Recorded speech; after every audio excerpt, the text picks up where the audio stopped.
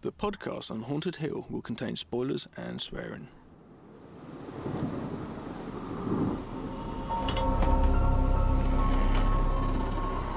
I am the devil, and I am here to do the devil's work. Think so, this Michael. Be one of us. I didn't tell you my name. Hang up. I didn't tell them my name. They're all part of it. They're all parts of It is time to keep your appointment.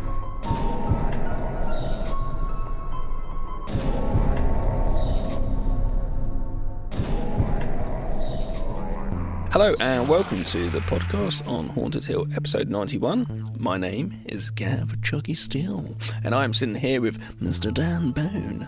Hello and welcome. Welcome. Are you saying welcome to me or welcome to the... Welcome to everybody. Hello to the outside world. The Hello. world outside lockdown. Hello, lovely lockdown listeners. That's a LLL, the lovely lockdown listeners. We're both very excited and bubbly and joyous as we record this episode, aren't we, Gav? Why are we bubbly? Well, we're just very excited. We've Like got Lumpy a couple Derrick? of fun things to talk about. Not bubbly, lumpy, not Oh, you're getting me all muddled up. Bubbly's lumps. Bubbly lumps. Yeah, we are here. What did you just say? Lovely bumps. Bubbly lumps. We are here to talk about comic book horror today. Now, we've got some classic in the world of horror. These are cult favourite, renowned films, which horror fans do dig them. The whole anthology series can be a little bit played out at times and be a bit whack at times, but we've got some fun films. Except I didn't do part 3. Did you do part 3? I've seen it and didn't bother. We should probably mention the names of the films. We are covering Creepshow from 1982. Yep. Which I'd forgotten had 5 stories in it, including the wraparound as well. So a total of sort of 6 stories in total, if you count that. Yes, for some reason I thought it had more as well. When I got into it, I was like, in my head I was like, 8 or so stories, there's loads of stories, but it's like, no, not at all. I forgot about the last story. I thought that was the end, and then the last story started. Oh yeah, shit, there's a 5th story in this.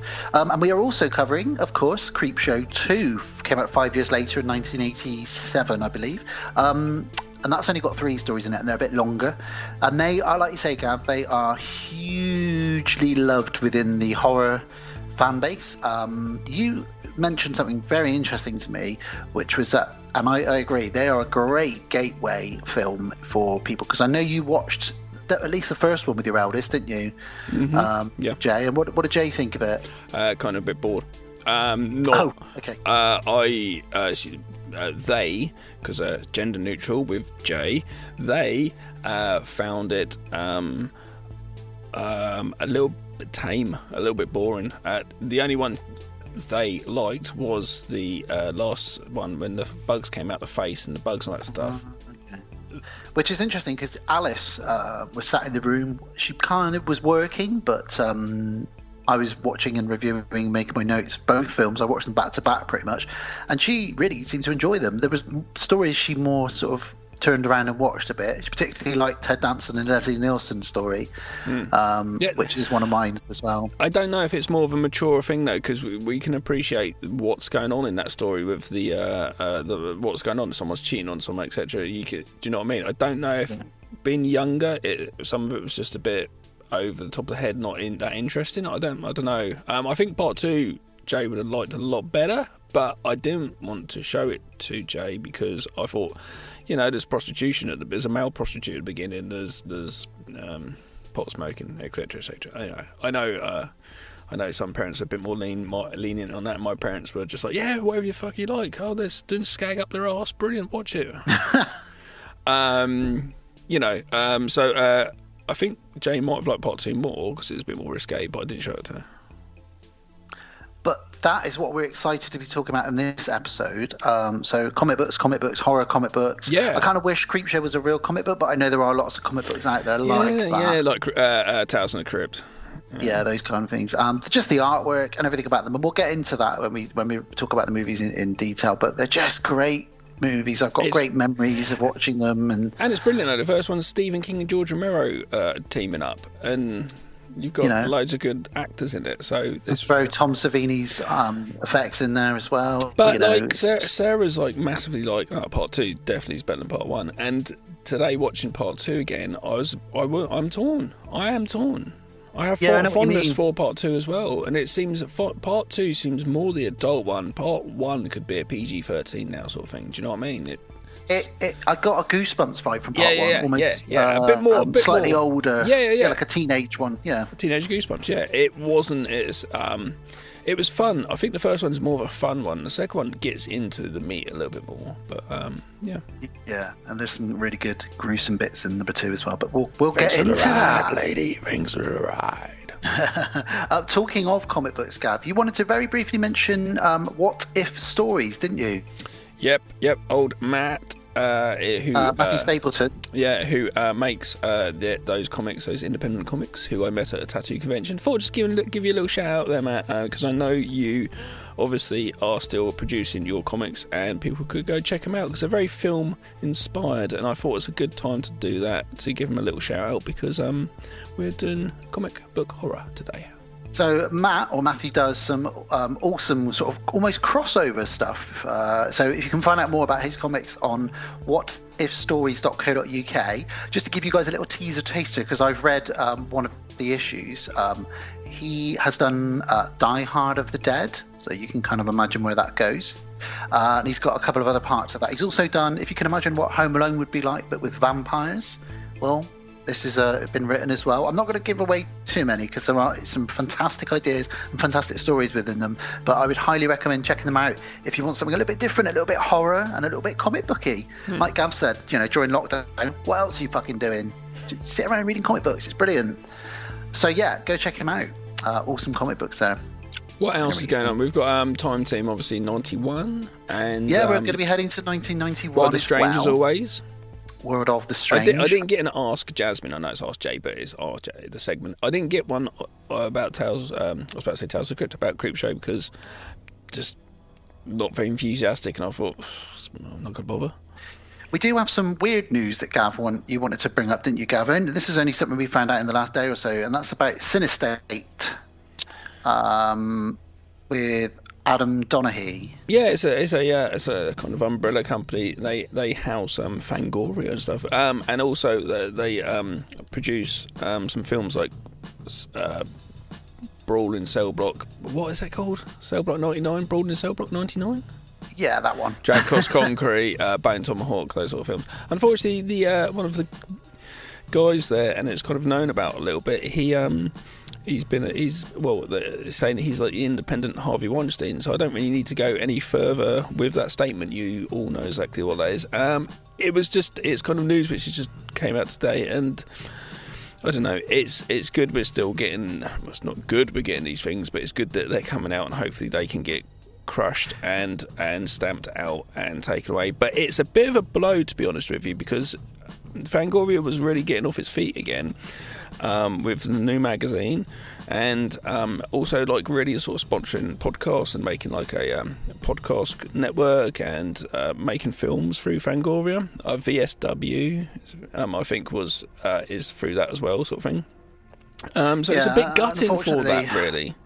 I hope that Fangoria specifically, as well as, you mentioned Bone Tomahawk, they've written a letter. Dragged Across Concrete, all those sort of movies. I do hope that they can, in time, separate themselves from this person, from Adam Donaghy. The thing is, though, the company knew about this dude, and apparently it was kind of like when people turned up at sets, it's a bit like, oh, watch out for that guy. And it's a bit like, what? How's that still happening? This wasn't even that long ago. And also, the trouble is, Fangoria sort of done a letter to them, an open letter, saying, we need you to say to us what you're going to do to make steps where this won't happen on sets again. But they haven't said, we're going to leave the company.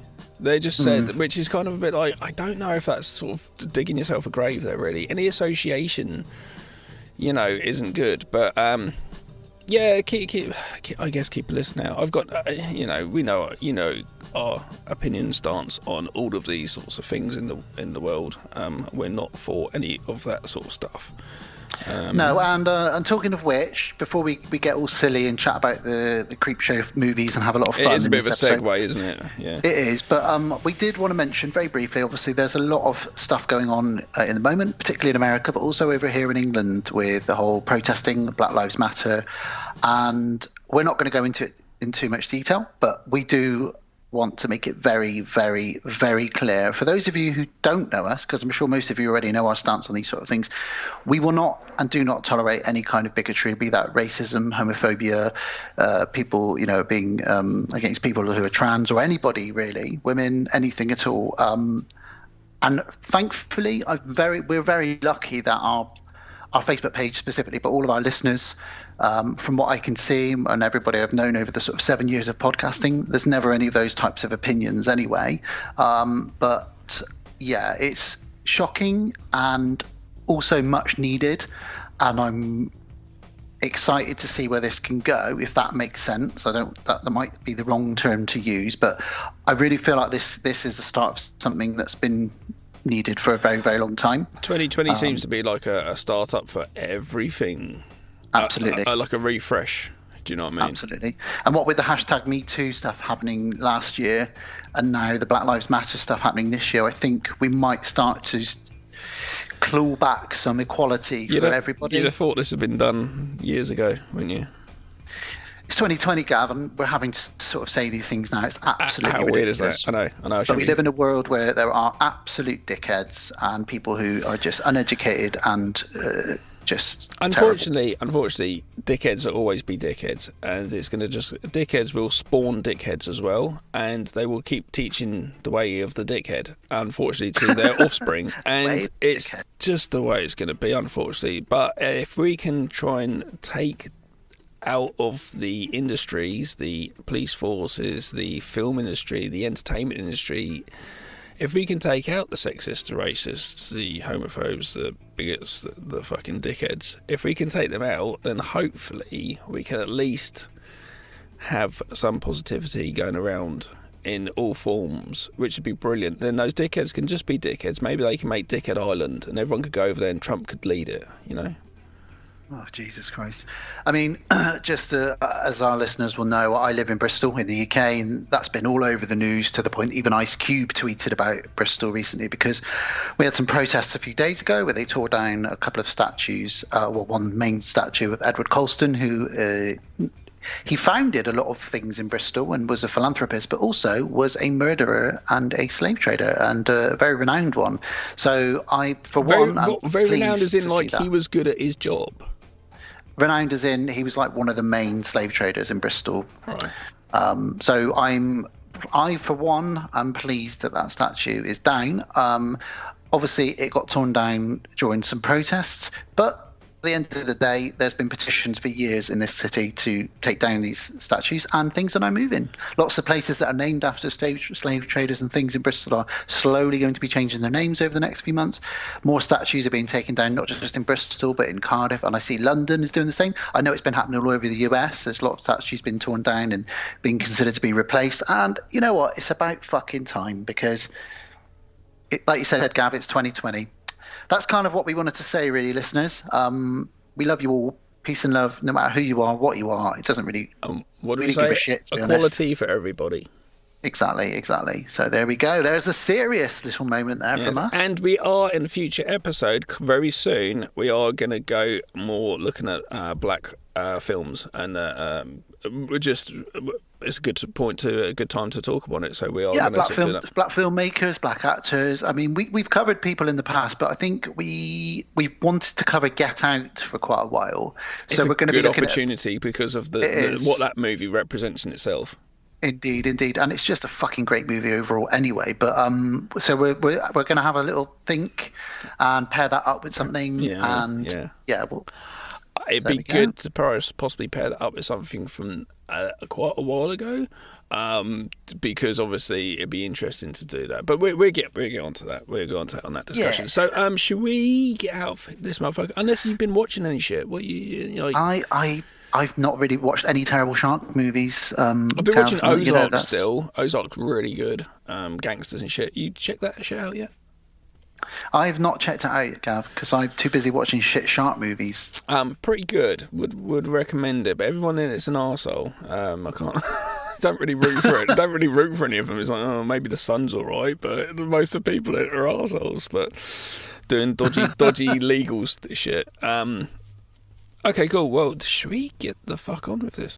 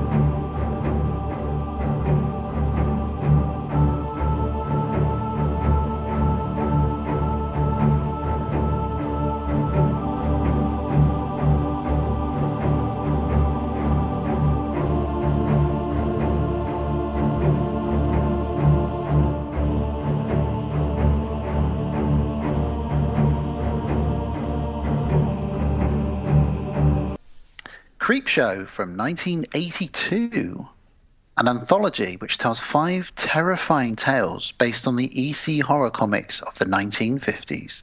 Short and sweet. That's what we got. Directed by George A. Romero, if anyone's heard of him. Pretty decent. Stephen King as a writer, that's incredible.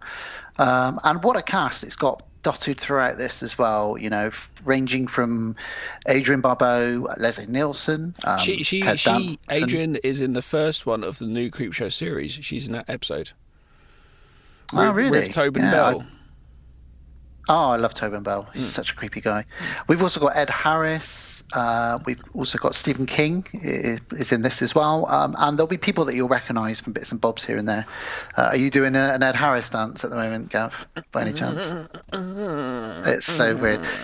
Imagine him having a dance-off with Crispin Glover from the Friday the 13th movie. Man, you just laid down a fucking verses. That would be incredible, wouldn't it? That's the shit. It's like Celebrity Deathmatch. You remember that thing on MTV back in the day? Yeah. Celebrity Dance-Off. That's what it would be. Celebrity Dance Match.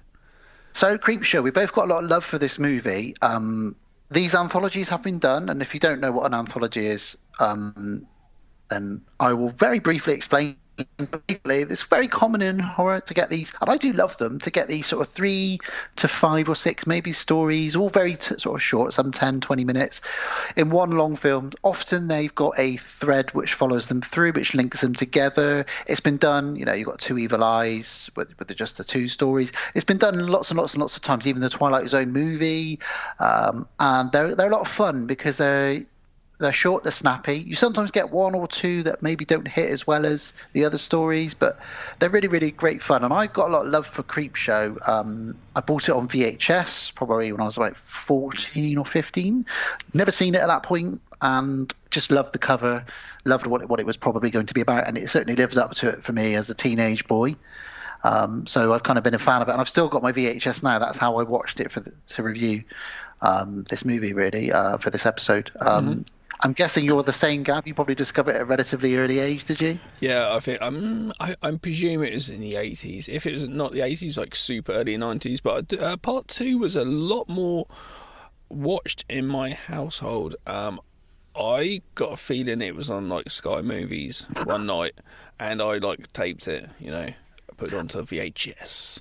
And, I think I watched Creepshow 2 first, actually. I think, I definitely watched Creepshow 2 more. I feel like Creepshow 2... No, I don't think I recall it. I reckon it came out of the video shop, and I reckon we just kept going back. I used to have friends come over, and we used to like sit and watch it and stuff.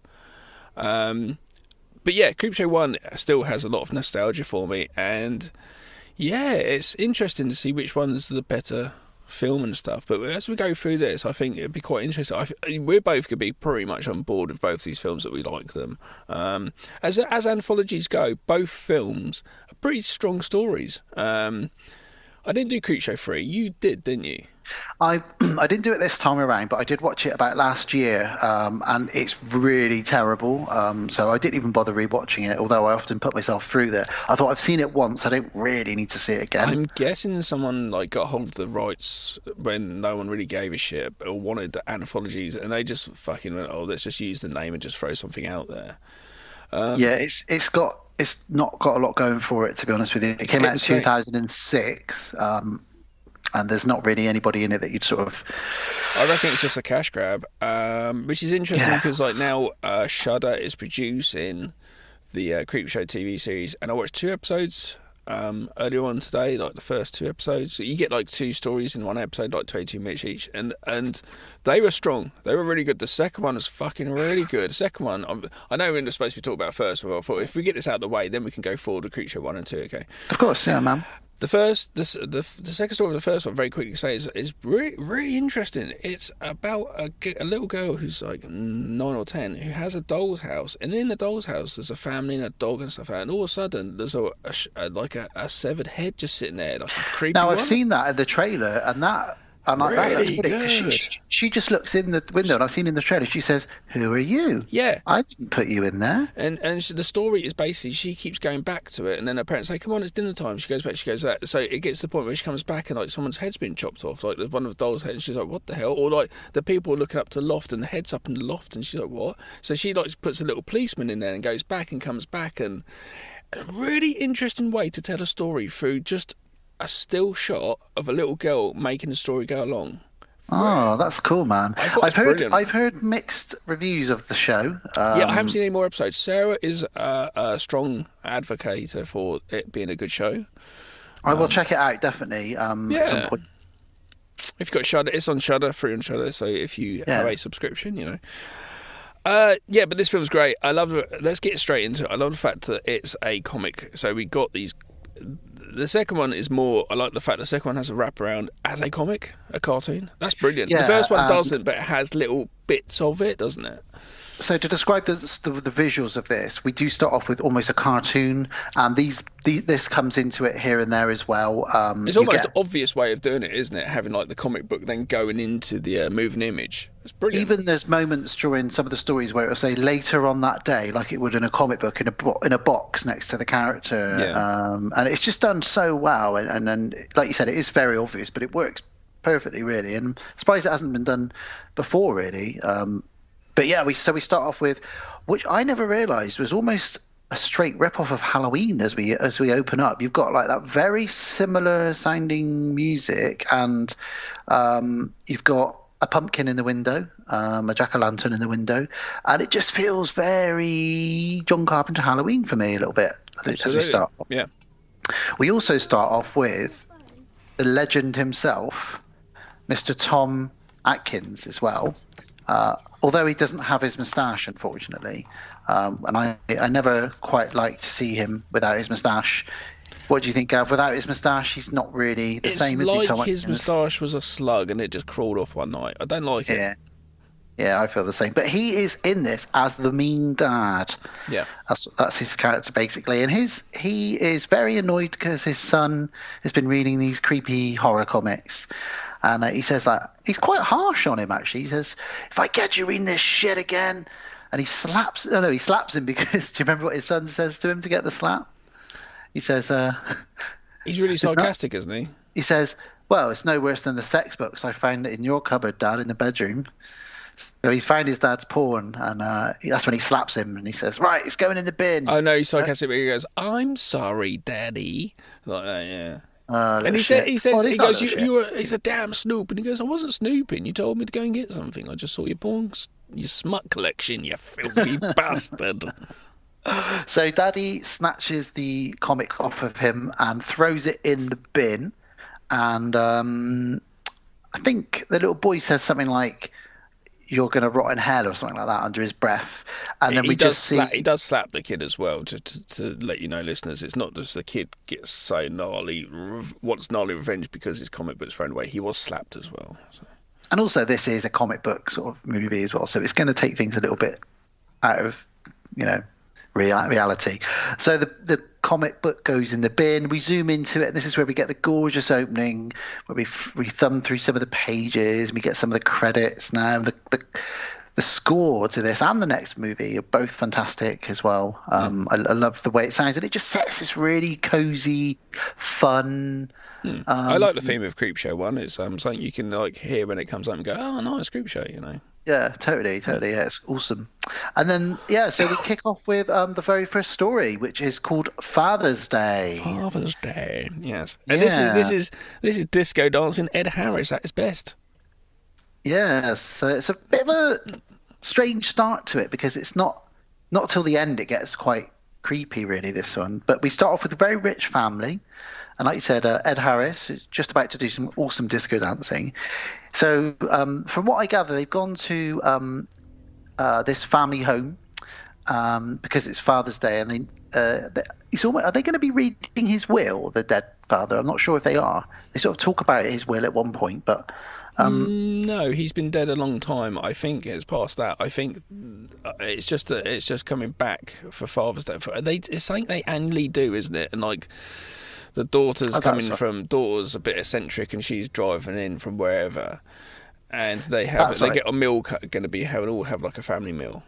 So Ed Harris is new to this because he's now engaged to one of this family. So there's his fiancée, her brother Richard, their mother, and their crazy old Aunt Bedelia, who is driving there and starts drinking whiskey in the graveyard. That's the daughter of our main antagonist for this story. Yes, well, who we actually found out is a bit of a zombie, which is pretty cool.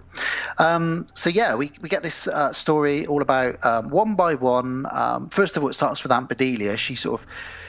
There's a bit of backstory there where the father killed her husband or her fiance years and years ago, so she actually caved his head in with a marble ashtray. And Jay, I didn't realise this marble ashtray comes up all the way through in every story. Okay, I didn't realise. I didn't even know that, but Jay noticed in the beach one with I was about to say Tom Selleck. Tom Selleck, yeah. Tom Selleck getting buried. Jay noticed that in Leslie Nielsen's house in his furniture. And it's in the boy's bedroom towards the end when he's got the voodoo doll, and it's in each of the segments. So that's something to look out for. This ashtray. So she bashed his head. So they tell Ed Harris's story, this family, and they're all kind of a bit like, yeah, she bashed his head in, and he's like, what the fuck? What am I marrying into here? Yeah. It's a bit crazy. Yeah. So we see Aunt Bedelia. She goes to her dad's gravestone because they're so rich, they've got their own graveyard in their on their land. Eccentric billionaires. Imagine being that rich. Have your own graveyard. And she gets pissed, like she does every year. They said she's like clockwork, and she spills some whiskey onto the grave, and this wakes up Daddy, doesn't it? Indeed. And it actually made me jump when the hand shoots out the grave. For some reason, I've seen this movie a bunch of times, but it's kind of made me jump a little bit when the hand shot out of the grave. It's a zombie. Yeah, it's a zombie. Daddy. And he kills Aunt Bedelia. Where's my cake? And this is his catchphrase. He wants his Father's Day cake. That is all he wants, just like any dad. It's like part two with thanks for the ride, lady. I think they spanned that off a little bit onto number two, didn't they? Yeah. It's a catchphrase for sure. I thought that's what in part two. I thought that's what the story is actually called. I didn't know it's the hitchhiker. I was like, it's called "Thanks for the Ride, Lady," isn't it? And it wasn't. I was like, oh. We've always called it "Thanks for the Ride, Lady." Me and my buddies, when we were younger, we were like, "Oh, my favourite one was Thanks for the Ride, Lady." Yeah. I think we called this one "Where's My Cake." Have you said it to Alice before? Well, thanks for the ride, lady. Yeah, post coitus. Yeah, but I said, "Where's my cake?" many times. That's in foreplay. Oh God. But back to this story. So she's dead now. That's such an awkward chuckle from you. Back to the story. Go on. So this sparks individually, the classic, each family member going off one at a time to go search for Aunt Bedelia. We do get a moment where Ed Harris does some phenomenal dancing with his fiancée. And if you guys haven't seen this dance move... There's memes, isn't there? Yeah, it's stupid, but it is what it is. And he dances. And even when he goes off on his own later on... And he has hair. His fiancée's still dancing around. Yeah, he does have hair. His fiancée's still dancing on her own for ages. Yeah, and they're really sweating as well. It's like, man, you guys are really going for it, except only 2 people in the room, which must be quite odd. It feels like they've just got one record that they just play and over and over and over again. They're just dancing to that. And their mum's getting really annoyed. She's like, oh, for God's sake. It's just like me annoyed with my kids, to be honest with you. Dance the same song over and over again. So, yeah, it's pretty cool. Ed's gone looking for the lady, hasn't he? And yeah, he goes and falls into an open grave. He falls into an open grave, and after he's like, there's some whiskey. I'll drink it. Come on, dude. Never drink from a bottle that you find in a forest or a graveyard. He's never been in a pandemic before, has he? It's probably tramp piss. Yeah. I've drank whiskey with a tramp before, actually. Oh, really? Drank a bowl, yeah. Nice one. So yeah, he falls into this open grave, and it's a really great scene actually now, because first of all he looks up and he sees that the gravestone is wobbling and looks like it might fall on his head, and he thinks, shit, I better get up. But every time he moves a bit, the gravestone falls a little bit more. So he reaches to grab something to pull himself up, and it's actually Aunt Bedelia's arm that he grabs, and he realizes she's dead next to him in the grave. And just before he can get up, splat, the gravestone falls and splats him. But you don't see anything. You don't see anything, but we know he's got splattered. Bye, Ed Harris. No more dance moves.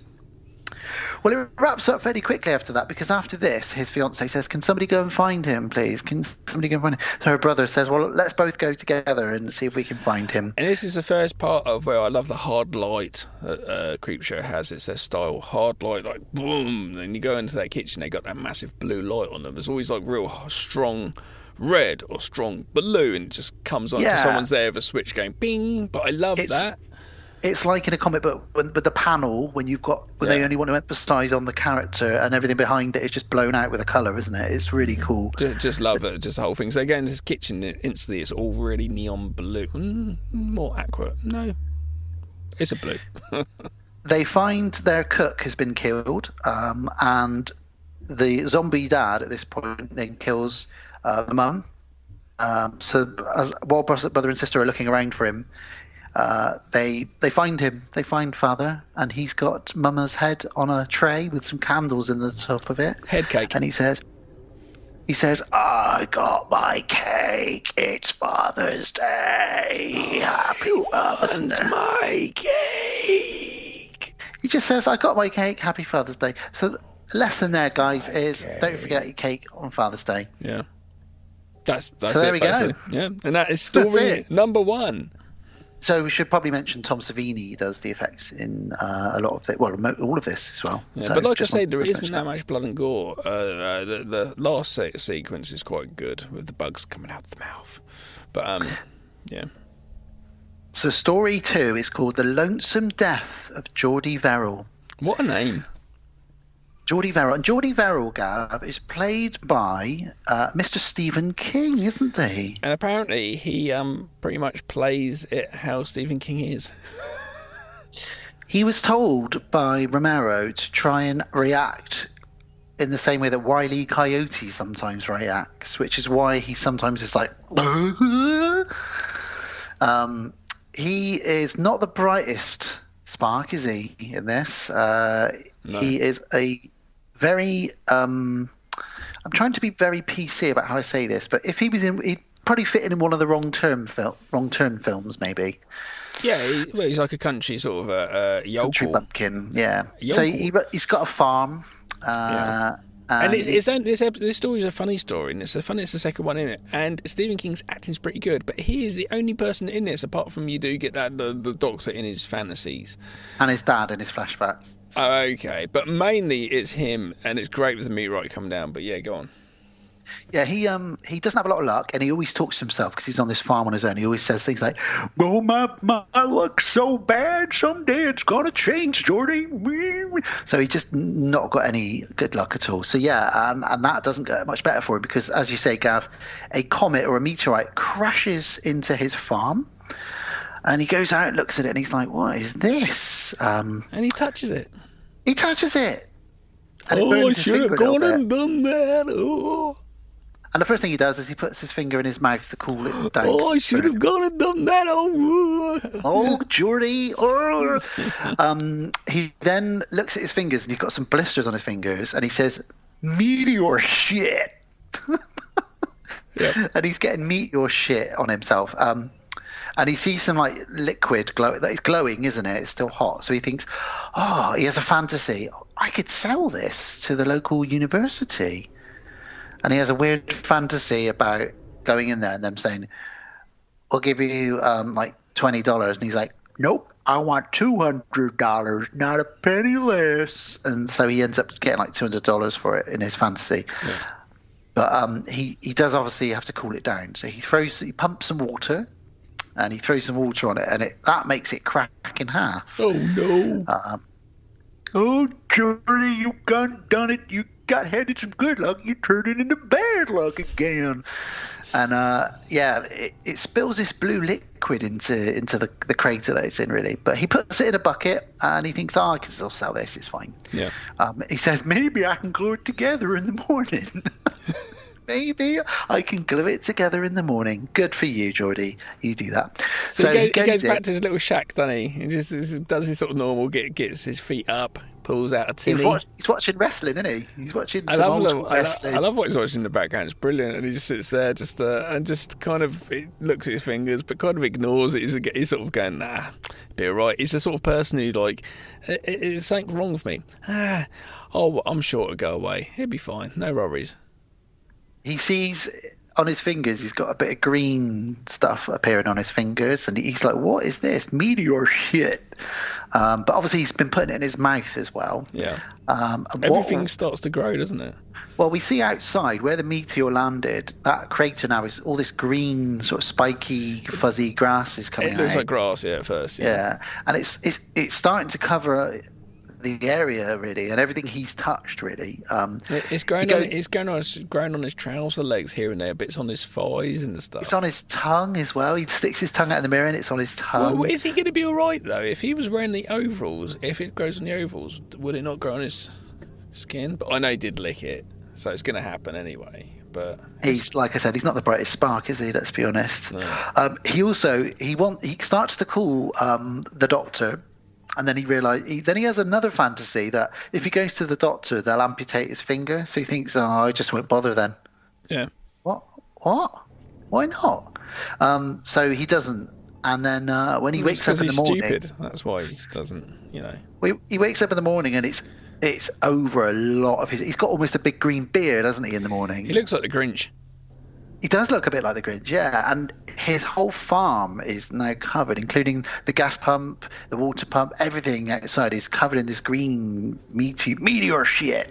And he gets a rifle, shoots himself. Well, he first of all tries to have a bath, doesn't he? Yeah. He strips off, and then he has a weird flashback of his dad saying, "No, don't ever have a bath because bathing's bad for you." So I don't know if his dad brought him up just to never have a bath, but it's weird. There we go. But yeah, it ends quite tragically. I said earlier, didn't I? Dickheads raising dickheads. Well, it does end very tragically because the next day he's so covered in this green stuff he can barely breathe. So he manages to get, like you say, this shotgun, and he sort of points it in the sort of direction of his head, and then the last thing he says is, "Oh, please, just this once, let me have some luck." Yep. Bang. Bang. And that is the end of Geordie Verrill. That's the end of Stephen King in that segment. Fucking crazy. Let's get on to the next one. Something to tide you over. Yeah, this is actually one of my favourite episodes. This and The Crate are my favourites. Oh, The Crate is my overall favourite, but this is a good one. This is, to me, almost feels like a 70s Hitchcock episode or Spielberg episode of some 70s TV show they've directed. Do you know what I mean? It's more crime than horror, it feels. I feel like... Apart from you get the zombies at the end. I know exactly what you mean, because I feel like at some point Columbo's going to turn up and start investigating it. It's really like that. And I think it's because of the pedigree of Leslie Nielsen, I think, and probably Ted Danson, yeah. It's great. And it does start off like a bit of a sort of there's an affair. So, Leslie Nielsen turns up at Ted Danson's house. It's a really good story, the way it moves so quickly. Straight away goes up and goes, hey, well, what are you doing here? Oh, my God. And then, like, Ted Danson's trying to already, like, it's not me. I didn't do it. He's trying to get his way out of the fact that he's been having an affair with Leslie Nielsen's wife. Yeah. And Leslie Nielsen's really weird. He turns up at this apartment and he's acting so weird that he's just more interested in the guy's TV reception. He starts playing around with his TV set, and it's a bit like, does he do this as a job? And he goes into people's houses, and then it's like, no, we slowly start to figure out what's going on. And it's a really good story. It's almost a Twilight Zone or something, isn't it? It's Ted Danson's a famous actor, isn't he? So he's like well known or something in the story. And so Leslie Nielsen basically says to him, like, I know you've been having an affair with my wife, blah blah blah. And Ted Danson says, look, we were going to tell you. We really, honestly, we're going to tell you. She doesn't want anything from you. We just want a nice, clean divorce so me and her can live our lives. And he's like, it's not that simple, though, is it? And he says, I think you should come with me. So he makes Ted Danson drive them out to a beach. And he says, like, what am I doing here? And he says, you'll find out. If you ever want to see Rebecca again, you'll find out. And he pulls a gun on him. And he says, let's go to the shore, to the water's edge, the tide. And as he gets there, he sees a shovel and a hole in the ground, doesn't he? And he's like, what the hell is this? What are you doing here? And he's like, get in the hole. There's a pre-made hole, and the tide is not far away. And if it's not going out, it's going to be coming in. It's coming in. So that's kind of like, it's a real, almost like Buried Alive type thing, isn't it? It's a real claustrophobic, horrible scenario to be in. And he's got the gun, so it's like, is he mucking around or is he not? So I better get in the hole because he's probably mucking around. He's not going to let me drown. You're probably not even thinking that yet, but it's really interesting. And he pulls the sand in on himself, so he's buried up to his neck. And then Leslie Nielsen starts having this crazy conversation. He gets right up close to him and he says, try and move your arms. It's like being in wet cement, isn't it? You can't get any leverage. You can't get out. Isn't it crazy? And he says, look, I've done what you've said. I've done what you said. Where's Rebecca? Where's Rebecca? And he drives off. And for what could be an hour or so, Ted's just buried up to his neck. There's a crab nipping at his nose. I love that when he wakes up, because Leslie Nielsen comes back in his Jeep and he gets there and he just kind of, because he comes to a little bit, Ted Danson, he sort of passed out a little bit on the beach, and there's a big fuck off crab right next to his nose, and that must be quite intimidating. There's big old pinchers next to your nostrils or next to your eyes. I'm surprised the seagull kicks out of the way. I'm surprised the seagull hasn't been down, you know. Oof. Yeah. Well, they must have buried him for real on this beach. Have you seen the lighthouse yet? You what, sorry? Have you seen the lighthouse yet? You have seen the lighthouse, haven't you? I haven't. No, not yet. You haven't? Not yet. Oh, some seagull action in that. But yeah. So, Leslie comes back, kicks the crab away, and he's brought with him a TV and a VCR. Seagull action sounds a bit sketchy, doesn't it? I didn't mean to sound it like that. Oh, there's a bit of seagull action in there. Oh, yeah, I love a bit of seagull action. And he says, I promised you could see Rebecca, so let me show you this. And he sets up the TV. And we see that Rebecca is in exactly the same position as Ted Danson. So she's buried up to her neck. However, she's much, much further down the beach, and the tide's washing in a bit. We do need to step upon this here. So he's made a feed, as in like a wire going from one TV to the other. He's made a feed from one telly to the other, powering the telly from. I don't know how he's powering both of them, unless he's powering them both from the beach further down. He owns the beach. He says later on that you can't shout, you can't do anything. But it's so interesting that he's done this, and he's got a VCR hooked up just there as well. Because he says he can record it. Well, Ted says to him, look, this is special effects. You're just playing with him. And he says, no, it's not. If you were able to look at that VCR behind you, you'd see it set on record. It's not playing, so I'm recording this. And he's got the VCR higher up off the ground, so he knows he can just go back a little bit later. He doesn't need to have that much water in until Ted Danson's drowned. So he He's just going leaves to him record it for to. later. It's a bit. Man, that's some crazy shit, man. So he's basically killing his wife and her lover by burying them up to their necks. That'd be on the internet nowadays if that was a film, wouldn't it? He says he toys with him again. He says, "I wonder if she can hold her breath." And he makes him watch Rebecca the tide coming in and says, "Just think, every time that tide goes out, she's trying to catch just another breath, just another breath. But then another wave comes in, and soon the waves will be over her head, and then And he says, and you're going to be pretty much in that position as well. And he leaves Ted Danson, he drives off, and we watch Ted Danson slowly, sort of the water coming in. And when he gets home, Leslie Nielsen turns on his house. TV. I love Leslie Nielsen's house. It's He's so got this weird. Crazy house. Yeah. It's kind of futuristic 70s, but it's weird though, because this is 82, so yeah. He's walking around with his little medallion on. He's a bit of a playboy, isn't he, in this house? Yeah, it's funny. And he watches a bit of them drown on his TV, and then he almost turns it off because he's almost like, oh, I can't quite watch it all. And he goes off to have a little shower. Well, no, he's about to turn around, and Ted Danson shouts out to him, doesn't he? And says something to him. I can't remember what he says. But it's really yeah, he says, I'll get you for this. I'll get you for this. And he kind of chuckles to himself and just goes off to have a shower. And it's like, how much of a sociopath and psychopath are you to just go and have a shower? Well, later on, he goes back down to the beach to collect the TV and the VCR, and he can't find Ted Danson's body. So he sort of says, well, the tide must have dragged him out, I guess. I love the underwater shot of Ted Danson underwater. And it's got the light behind him, like you mentioned earlier. It's got that big light behind him, hasn't it? And It's such a comic. So good. Yeah, it's awesome. And again, that's Ted Danson underwater. Yeah, that's I tried awesome. to think how they did that, and I was thinking, I guess it's a fish tank with maybe a bottom which you just pull and all the water goes out in a second. Because I was just like, how have they done that? They must have, because they had to do it. Then there's sort of like pour the water in now, pour it in quickly, hold your breath, like film, like release.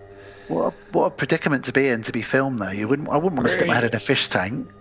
Yeah, it was quite crazy actually, but yeah.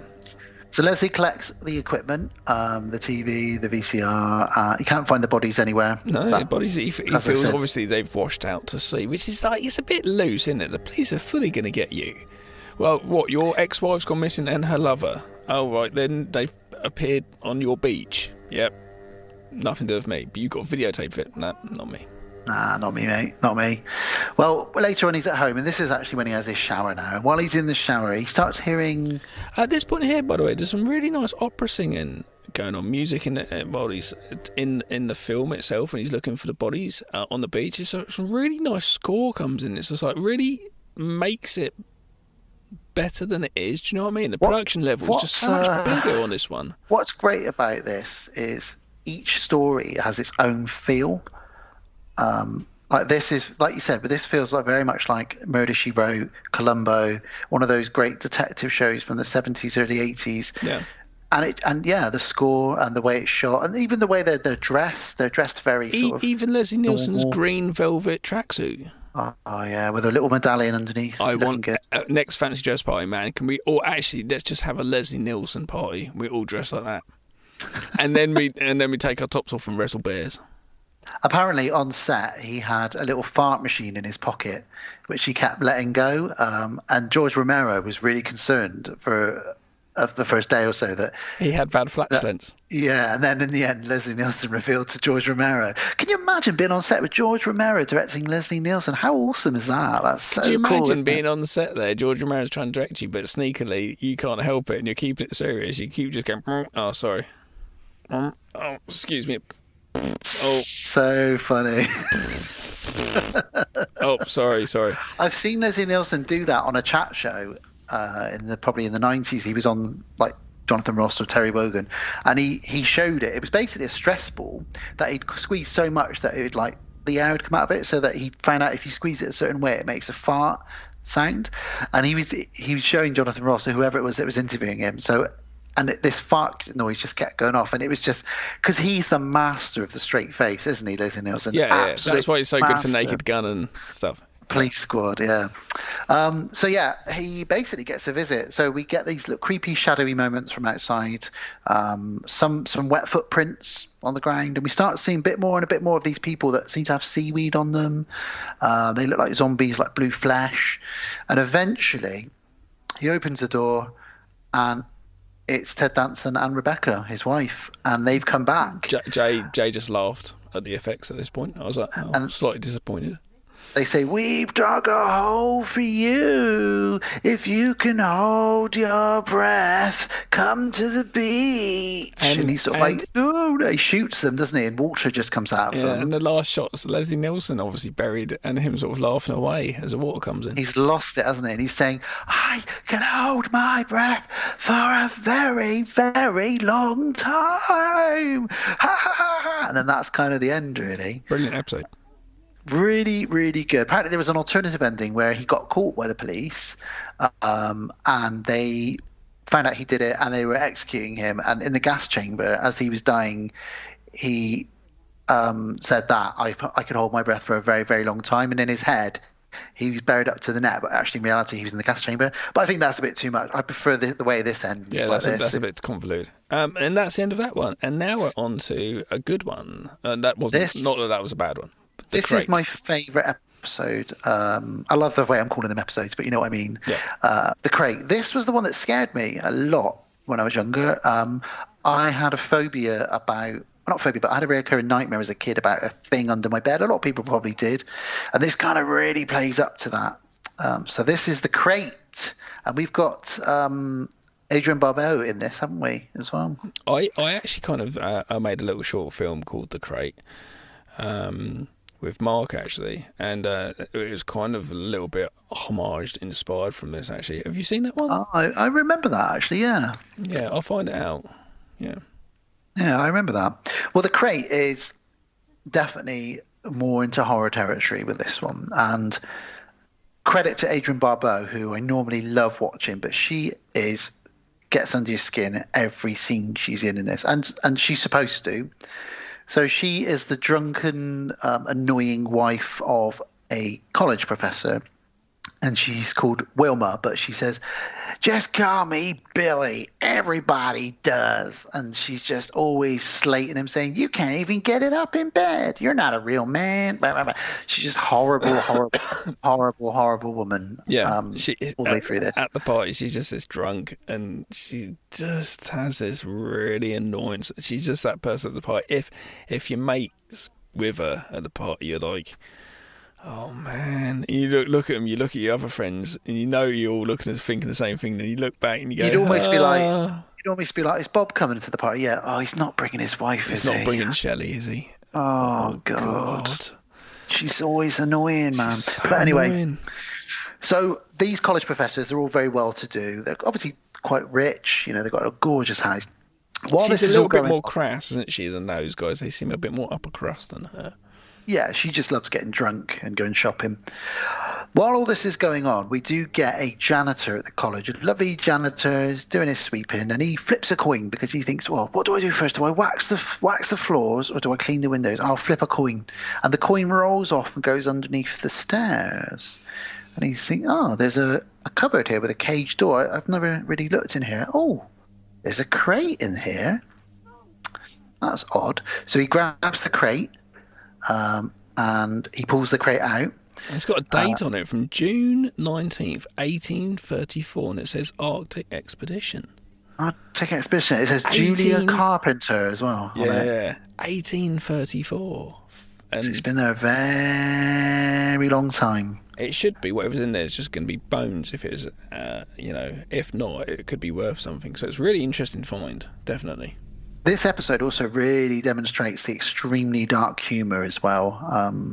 In this, because we get back at the party at one point, he gets a phone call to go off, and he's so annoyed with his wife. This story is about murdering your wife and getting away with it. Yep. Well, he fantasizes at the party. She turns around. He says, "Hey, Wilma," and she turns around. She says, "What now?" And he shoots his wife in front of everyone at the party, and they all just go, clap, clap, clap, clap, clap, brilliant. And then it snaps back to reality, and that's just a fantasy that hasn't actually happened. But the janitor calls up the professor and says, look, I found this crate. It's got this really old date on it. It's got something about an Arctic expedition. You should really come and check this out and have a look at it, really. The people who should be there to look after it are away. So he's like the next in command, this guy. So the janitor rings himself. Well, I've rang you because so and so and so and so. So it's quite nice. You've actually got this sort of backstory thing going on a little bit. And he goes to find out what it is, and they go to a little look at it. Yeah, and they start. It's really well chained up and it's nailed shut as well. And there's a funny smell coming out of it as well. So they start it's painstaking, really. They undo the chains, they break then they can't get it open with a crowbar, so they have to open it, take the nail out, put it back down, pull the nail out a bit more, and eventually they open it just enough that they can look in, and they can just about see something in there. And he's like, "There's something in here. I think it moved." And then you hear this weird sort of little weird noise, don't you? Like a gremlin or something. It's kind of like a little almost a giggly laughy, but obviously not human laughter. It doesn't sound threatening. And then he looks in, and just as he says, "I can see something in here shining," sticks his arm in. Who sticks their arm into a crate from 1834 with something giggling away inside? Who does that? And these bright yellow eyes, we get a shot of these close-up bright yellow eyes, which terrified me when I was younger. Yeah. Just staring out of the crate. And he gets hold of the arm. He grabs his arm, and it will not let go. There's blood pouring down his arm. The professor sort of falls back, and he just watches slowly as the janitor is pulled into the crate and basically devoured by the thing inside the crate. It's really cool, really scary, really weird, and very comic booky. And I love it. The guy is shocked by this, flies back, and he's just like, he goes actually into shock because he goes and tells his pal, the one that has the shit wife. Yeah, well, first of all, he runs outside and tells an assistant, doesn't he? Oh, yeah, so they have a look, yeah. He says, "But there's blood everywhere. What is all this?" He says, "Look, the creature moves its box back, though. It moves it back to where it came from. Back under the stairs. Where he says that's where it feels safe, under the stairs. It must have dragged itself back along." Yeah. And he says to the assistant, "There's the janitor's whatever it is, something like a bit of clothing or something." And the assistant gets killed and eaten there, doesn't he? Yeah. So that's two people now that have been eaten. So he runs back. The other guy doesn't need to go under there. They could just shut the gate up again and go, let's go get help. But he goes under to try and get a shoe to see if he can get the bite mark to take sizes. Why do you need to do that right now? Why don't you wait and get more people down there, then do that and get a stick and pull it out? Crazy. Well, that was his great mistake, really. And also, we should probably mention there's a great effect of his face getting slashed open by the creature as well. Like really good Tom Savini effects on his face as well. It's really quick, but yeah.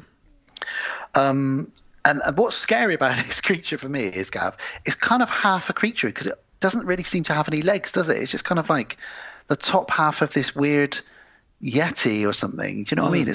What the fuck is it? Something from the Arctic from 1834 that's been living in that crate all those years. Just waiting. Kind of reminds me of a movie called The Unnameable. Have you seen that? I think that sounds like a beast thing, though. It's a bit like that. Okay. Well, Professor runs back to his buddy, who's got the shit wife, and he says, oh my God, he tries to tell him about it. He's acting hysterical, and his buddy's like, look, calm down. Tell what's going on. Have a drink. Come on, what's going on? And he tries to explain. It's killed 2 people already. It's this thing in a crate. There's blood everywhere. He's you totally don't understand. Yeah. All the while, his friend's thinking, I could use this perhaps. So he drugs his buddy, his professor buddy, who's just come back from the scenes of this horrific crime, where this crate's killed 2 people. He knocks him out and he locks him in a room. And he leaves a note for Wilma to say, Wilma, you need to come to the university immediately because whatever his name is, this professor buddy has attacked a female student, really badly attacked her and hurt her. And I need you to come and talk to her because you're a woman and you're good at this sort of thing. So he really plays up to her. So he's luring his wife to the university. While that's happening, he is mopping up all the blood. He's cleaning up, making sure there's no trace of anything at all. He's covering up the deaths of 2 people. Yep. absolutely. Covers it up. He must hate his wife a lot. I mean, he has two fantasies in this short story of killing her, as it is. Another one is he strangles her with his tie, doesn't he? That's another one he's got. Yeah. Because she's like, oh, your buddies are going to come over and play chess, and their tobacco stinks, and I hate them, and they're so boring. Oh. And he in his head, he's strangling her with his tie. She's so negative. So she gets to the university, and she's like, oh, my God, I can't believe he's hurt a student. Show me. He's like, well, it's probably better if I show you, actually. And he's just not really making any sense. He's what, you got to go in there. And she's like, what are you talking about? And he's really, like, excited. He starts laughing. She's like, It's- what are you laughing It's at? really good acting because it's like they're going through the motions of what it would be like. He's got devised this crazy plan. He's just cleaned up the deaths of 2 people hiding it. He must know he's going on in a world of like always looking over your shoulder because this is some crazy shit. So he must be a little bit losing it. She goes in the cupboard under the stairs, and the creature, the crate doesn't really do anything initially. And even when he shouts, wake up, it's dinner time, initially not a lot happens. Then he kind of shoves her into the crate. And eventually the creature comes out and grabs her. And he says, just tell it to call you Billy. And she gets dragged in and eaten in the crate. Yep. And he mops up any evidence of that, chains the crate back up. He goes home, and his buddy's just woken up. And he's like, what's going on? He tells his buddy what he's done. And he says, so then I took the crate to a quarry, and I threw it into the water at the bottom of the quarry, all chained up. It's got the evidence of three bodies in there, but we'll never need to tell anyone, will we? And his buddy's like, okay. And then he pours his mate a brandy and says, come on, let's have this game of chess. And he's like, okay. And as they're playing chess, his buddy says to him, what if it gets out? And he says, oh, I don't think it will. But obviously underwater, we do cut back to the crates suddenly smashing open. And that's kind of the story, really. It could be... It's kind of left open, really. This creature could come back and get him. Yeah, absolutely. And that's the end of that story. That's the 4th one, isn't it? Yeah, that is the 4th one. The brilliant one, that one. So good. And so we are straight on to the last story. This was an interesting one. Again, it's one person in a single location, not the Stephen King one. Probably quite cheap to make this movie, I would imagine. That's probably why they said. That's probably why, like, can we do them in sort of single locations? So this last episode, or but last the set story, design, sorry, but the set design on all of these is really good though. Like this one's really good. Like this, a kind of futuristic, very clean white house. The money's been spent on the actors and the set design and some of the effects, I should imagine, as well. Well, obviously, what was this, 82? So they made this in 81. So they're probably looking around for getting money and trying to sort that stuff out. Probably about 1980. And Stephen King's name would have been... Shining hadn't come out yet. No, Shining was 81. No, it's 1980. Yeah, 80. So Stephen King at that point, it's probably been fairly easy, not easy, but easier to get hold of budget, I'd have thought, at that point. Especially if Kubrick's just done your work and it's become a massive hit. What you can feel with this as well is that it's just got a lot of love in this. You know, we've talked about Leslie Nielsen and Ted Danson bringing their A game. Everybody brings their A game. You can tell there's just a lot of fun and a lot of passion making these short stories. What it comes down to is George Romero's directing. It's directed very well. All of these actors were saying, they're sort of going through the motions of what it would be like. This is George Romero's directing with them. And let's not forget they had to spend money on this cartoon as well, which, although it isn't very long at the beginning and there's little bits of it here and there, some of that they would have had to spend money on as well. Interlacing scenes that look like comic books. You're kind of lucky with that stuff. It's kind of like CGI because that stuff can look really dated, but it's not too bad. No, I really like it. It's got a really cool vintage feel. So the very final story is called They're Creeping Up on You, and I do love all the stories names as well. What we got Father's Day, The Lonesome Death of Geordie Verrill, which sounds like a Stephen King short story or book anyway. Then we've got Something to Tide You Over, The Crate, and They're Creeping Up on You. These are all things that you could turn a page in a comic book and you would see that at the top and think, oh, they're creeping up on you. This is going to be a good one. Absolutely. And this is a really weird story, and the shortest one out of them all. About a very rich, almost like Ebenezer Scrooge style character who lives in a very, very futuristic apartment, which which is white. Everything's white like a hospital. And he's like a stockbroker, isn't he? Yeah. He's got loads of machines whirring, telling him his money coming in. It's very interesting because he's watching stocks as they come in, and this is like before the internet. We had obviously in England, CFAX or Teletext is basically a TV channel which you used to have. Don't have it now. I don't know at what point they stopped doing it, but it's obviously not there. And it would be like information. So this is pre-internet, but he's getting stocks all the time, which obviously he could do. And he's got and I like it 'cause he's got a handheld. He's got a thingy, hands-free phone, basically, just which is normal. Which is by then they did that then. But funny enough, it feels more relevant now because everyone does that. They chuck the film on loudspeaker. Yeah. And he's also a germaphobe, so he doesn't want to touch anything as much which as is he can. very interesting right now as well. Yeah, I thought that watching this. He wears gloves throughout the whole. He doesn't want to touch anything. He's extremely nervous. Everything is still tight. And we'll find out later on. He's even got an airtight room. He's like in isolation. So what he's going through there, it was very, very relevant to now. So funny.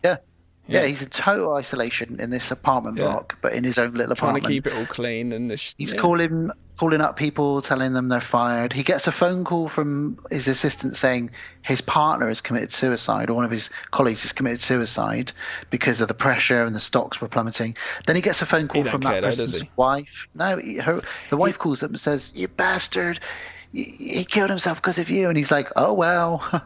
He says he's horrible. He's just an empathetic, horrible person. He's even slightly racist. He even lets out a little bit of racism in it. He does to the black guy who's just a little bit. Just sort of says, you could go far, like he's just sort of,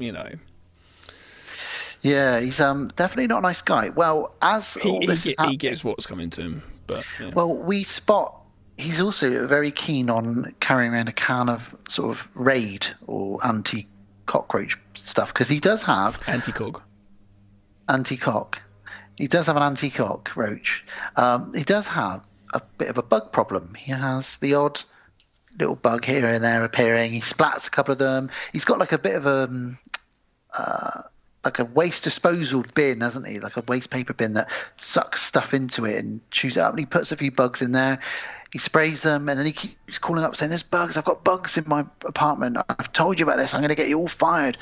And the story basically just unfolds. More and more and more bugs come out. There's a disgusting moment where he makes this weird brown paste for dinner. I don't know what the fuck it is in a food blender, and he's eating it, and then he realizes there's a cockroach in it, and he looks inside it, and there's a couple of cockroaches in the food blender, and then he pours out the cereal, and all this cockroaches come flying out.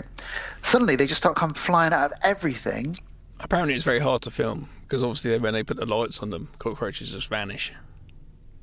Apparently this was the most expensive story because of the cockroaches. I bet they lost loads. They probably had to keep getting more and more coming in. I see on the UK DVD there's a really good documentary. I should have watched it and prepped for this, but I didn't.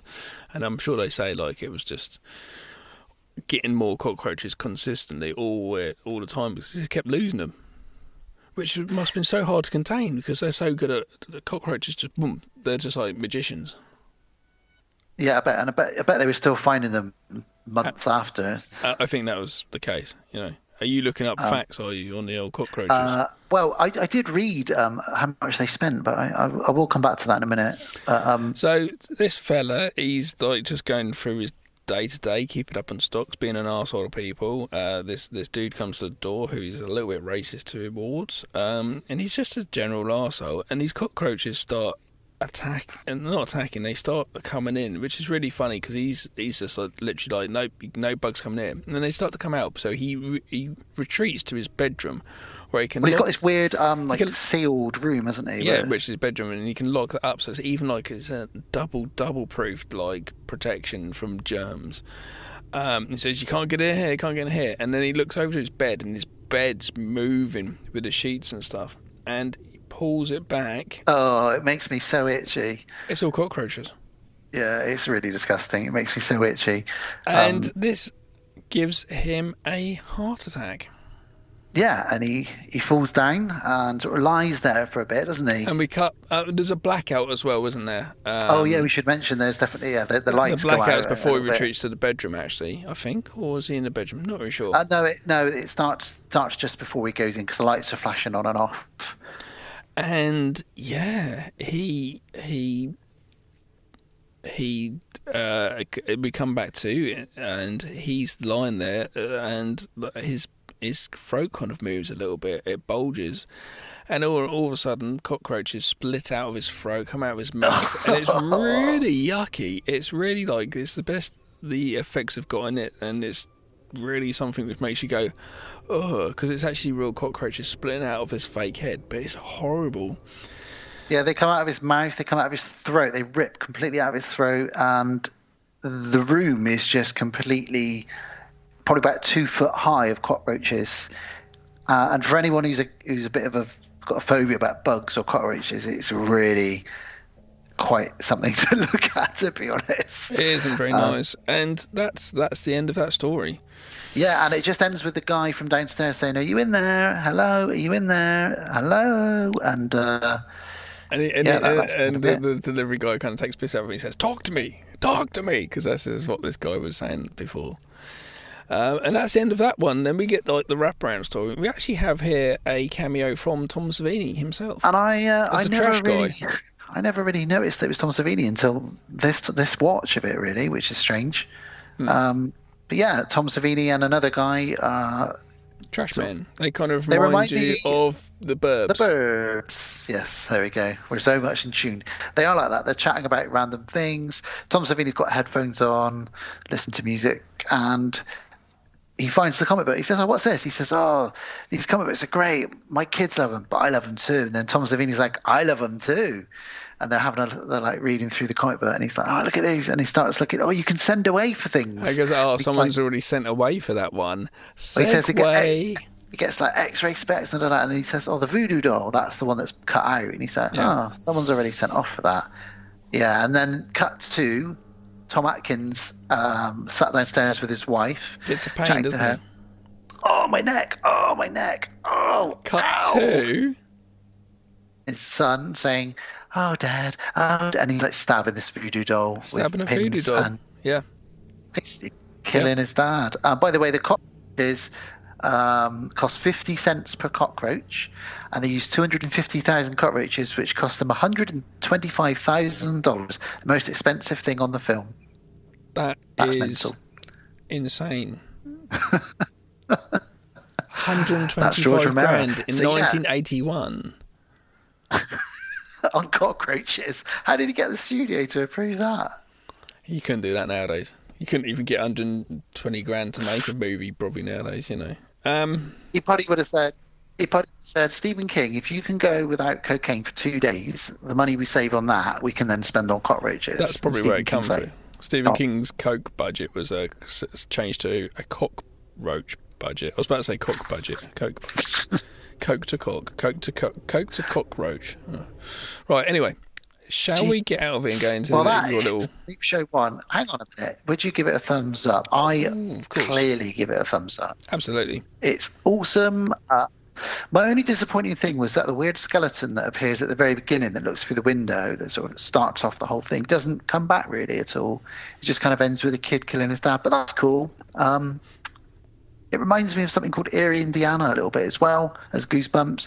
And if you haven't seen it, it's a great movie, great gateway into horror for teenagers. And if you just want something fun to throw on, awesome movie. Indeed. Let's have a promo for another show, and then are we going to go into Tom Team? Yeah, I got the old machine humming away in the background there. All right, well, let's check another show promo, and then we will be back. Okay? We'll be back. I'll be back. See you soon, guys. Hey, Andrew. Hey, Maddie. Do you like horror movies? I sure do. Well, did you know that most horror movies are inspired by real-life horror? Really? Like what? Well, take The Shining, for instance. That's based on Stephen King's real-life addictions, or The Purge, which could be our country any minute now. Oh, and The Strangers, which is based on a real-life murder. People should be talking about these things. Hey, Guys. Oh, hey, Producer Michael. Hi. Well, I hate to break it to you, but somebody already is. It's you. That's right. We are Friday the 13th, the podcast where we talk about horror in real life and horror in media, all from an LGBTQ perspective. Because we gay, y'all. We are proud members of the Legion Podcast Network, and we can be found on iTunes, SoundCloud, Stitcher, or wherever your favorite podcasts are found. And follow us on Facebook, Twitter, and Instagram. Come along with us on this crazy journey, and as always, Get slayed. Whoa! What's this machine? This is my time machine. Your time machine? Yeah. For the next 5 minutes, we are gonna be the time team. The time team! Whoa! What's this? Look at that! Look at that! Oh, he's been dead 100 years. Look at that! Look at that, it's the Statue of Liberty coming out of the sand. Oh, there's a dinosaur! Oh my god, look at that! It's something else. Yay! Wow. Ooh. We are. It smells better. Is that the magic trees you've put up, I guess? Yep, lots of those. And this down here as well. What's that one? Oh, hang on, let me put that away. You weren't supposed to see that, sorry. It did smell funny, though. Yeah, that's fine. Well, we're in 1991 now. Yep. What do you think of this? I'm hoping that you're going to bring me the top 3 hippity hop tracks as well in your list of 91. Oh. Did you not do it? Did you forget? Do that. Did forget, yeah. I'm sorry about that. But what I can bring you is a toy that I didn't have, but one of my friends have. I say toy, is a video console that really hit the West. It already come out in Japan, but it came out in America and the UK in this year. Master System and or that Mega Drive? is Nintendo. Nintendo. SNES, as we called it. That's the old duck one, wasn't it, with the gun? No, that's the NES. This is the Super NES that had Mario Kart. Oh, I was a Sega dude. And it also had Street Fighter. Oh, I was too. But Super Nintendo, you can't deny it. It was an amazing piece of equipment. Yeah, absolutely. Yeah, there we go. So what happened this year? I was a Sega person. Boy. I was a Sega person. Yeah, I was Sega too. I had the Master System and the Mega Drive. My sister had the NES, but one of my friends had the Super NES, and I was always a bit jealous of that. It felt very American and cool, and just technology. Like, wow, there's something about it. It looked cool. Street Fighter 2, and it was amazing. But what else happened this year? Well, keeping with the horror theme, Jeffrey Dahmer was arrested in 1991, and they found the remains of 11 men and boys dotted around his apartment. That's crazy. Mm. Yeah, there's Jeffrey Dahmer. Yeah, he's a special one. He used to try eating them, didn't he? Eating his little buddies, his victims. Yeah, I think he did. He did a lot of weird things to them, which I don't really want to go into now. But yeah, but he was arrested in 1991. We also had the end of Desert Storm this year. So Desert Storm started in 1990, in the summer of 1990, and finally ended in February of 1991. So that was a very short-lived but strange time. I remember that being all over the news, stealth bombers and... Was that Iraq? Yeah. Very strange time. We also lost a great musician who I consider to be the best singer ever, if I may controversially say that, in 1991, and that was Mr. Freddie Mercury of Queen. Died in 1991. Okay.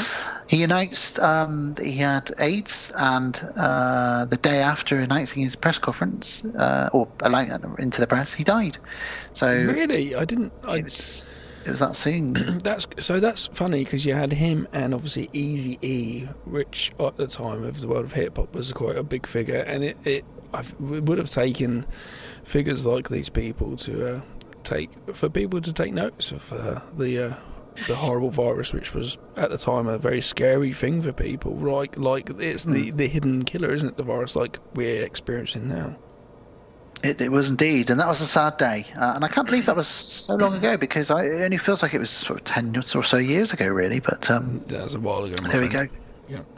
1991 also saw the something called, you may have heard of this, Gav, the internet became available, and it had, at the end of 1991, it had approximately 1 million users. So there was about 1 million people using that by the end of 1991. Isn't that interesting? With their little 57k phone dial-up modems. Oh god, the absolute torture of trying to use that fucking thing. Or the torture of your mum shouting at you, "Get off the internet! Are you on that thing again?"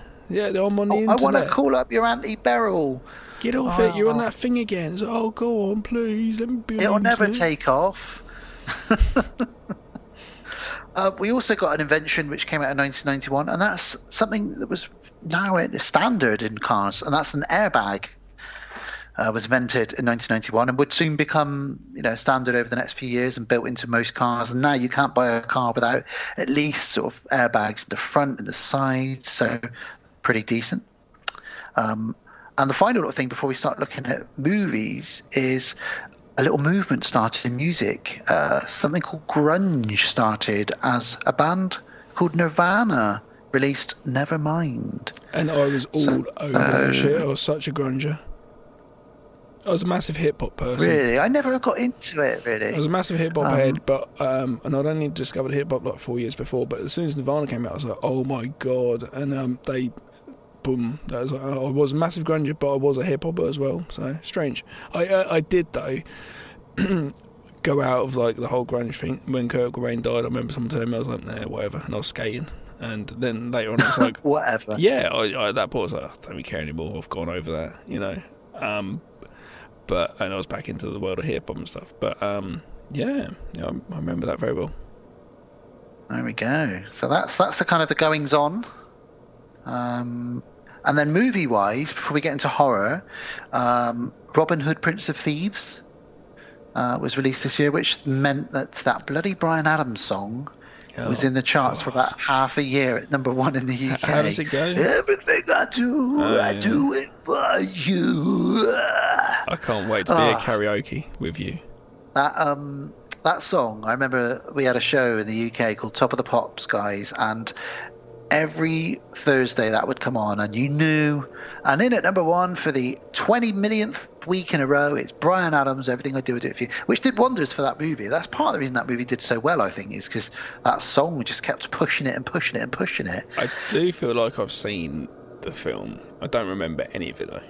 Yeah, it's fun. It's a fun movie in that it's got some bad stuff in it, like Christian Slater's accent, and he kind of just gives up. And Kevin Costner didn't even bother trying to do a British accent just because he couldn't.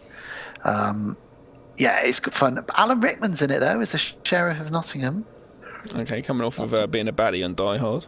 It's always quite fun to have Alan Rickman. Please take those sausages out of the fridge. My name is the Sheriff of Nottingham. Nottingham. Other movies that came out this year, we had a fun Spielberg movie. You sound a bit more like Alan Partridge, I'm going to say. But Alan Partridge. Instead of Alan Rickman, but yeah. Hook came out this year, which is a fun Robin Williams, Steven Spielberg movie. Did really well. We also had The Addams Family was released this year, which I think was almost Raul Julia's last movie. I think his last movie was unfortunately Street Fighter. I know, what a movie to go out on. Bloody hell. Oh, and he'll always be remembered for that movie with Van Damme. Isn't it Dr. Zhivago and stuff, wasn't he? He's a classically trained actor. Finished on Street Fighter. But I love him in The Addams Family. And in fact, it's got a great cast all round because you've got Angelica Houston is brilliant as Morticia. And even Christopher Lloyd plays Fester, and he's so strange in that movie. And that movie probably launched the career of Christina Ricci as well, didn't it? Yeah. So yeah, fun movie, that one. What else did we have? We had Beauty and the Beast, the classic Disney animated one, which was remade recently, live action. Thelma and Louise was released this year as well. So we got some classic sort of early 90s movies. Made old Brad Pitt a bit more of a star, a bit of a known face, that one. Indeed. And we also had kind of classed as horror, Silence of the Lambs. Incredible film, which I could put on any time. If any time you said to me, "Do you want to watch Silence of the Lambs?" Like, fuck yeah, I can't wait to show it to my children. It's just incredible. And do you remember I was asked in, I think, the last episode, one of our listeners asked who the top movie villain would be, and I said, if it's going to be someone who is a human rather than someone who is, a monster or a creature, then it's got to be Hannibal Lecter, and he's brilliant in that. We've talked about that film millions of times, so we know what that's all about. The other movie, before we get into horror, is, of course, Terminator 2 Judgment Day was released.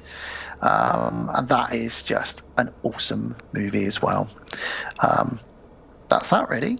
The other thing which I'll mention, although I don't really want to mention him too much, is Michael Jackson released Black and White, and that video was like really big because it had all the effects in it, and it went on for ages, and that was kind of all over the charts. You must remember when that came out, and everyone was like, Michael Jackson has a new song out and a new video, and this is awesome, and he turns into a panther, and all this, that, and the other.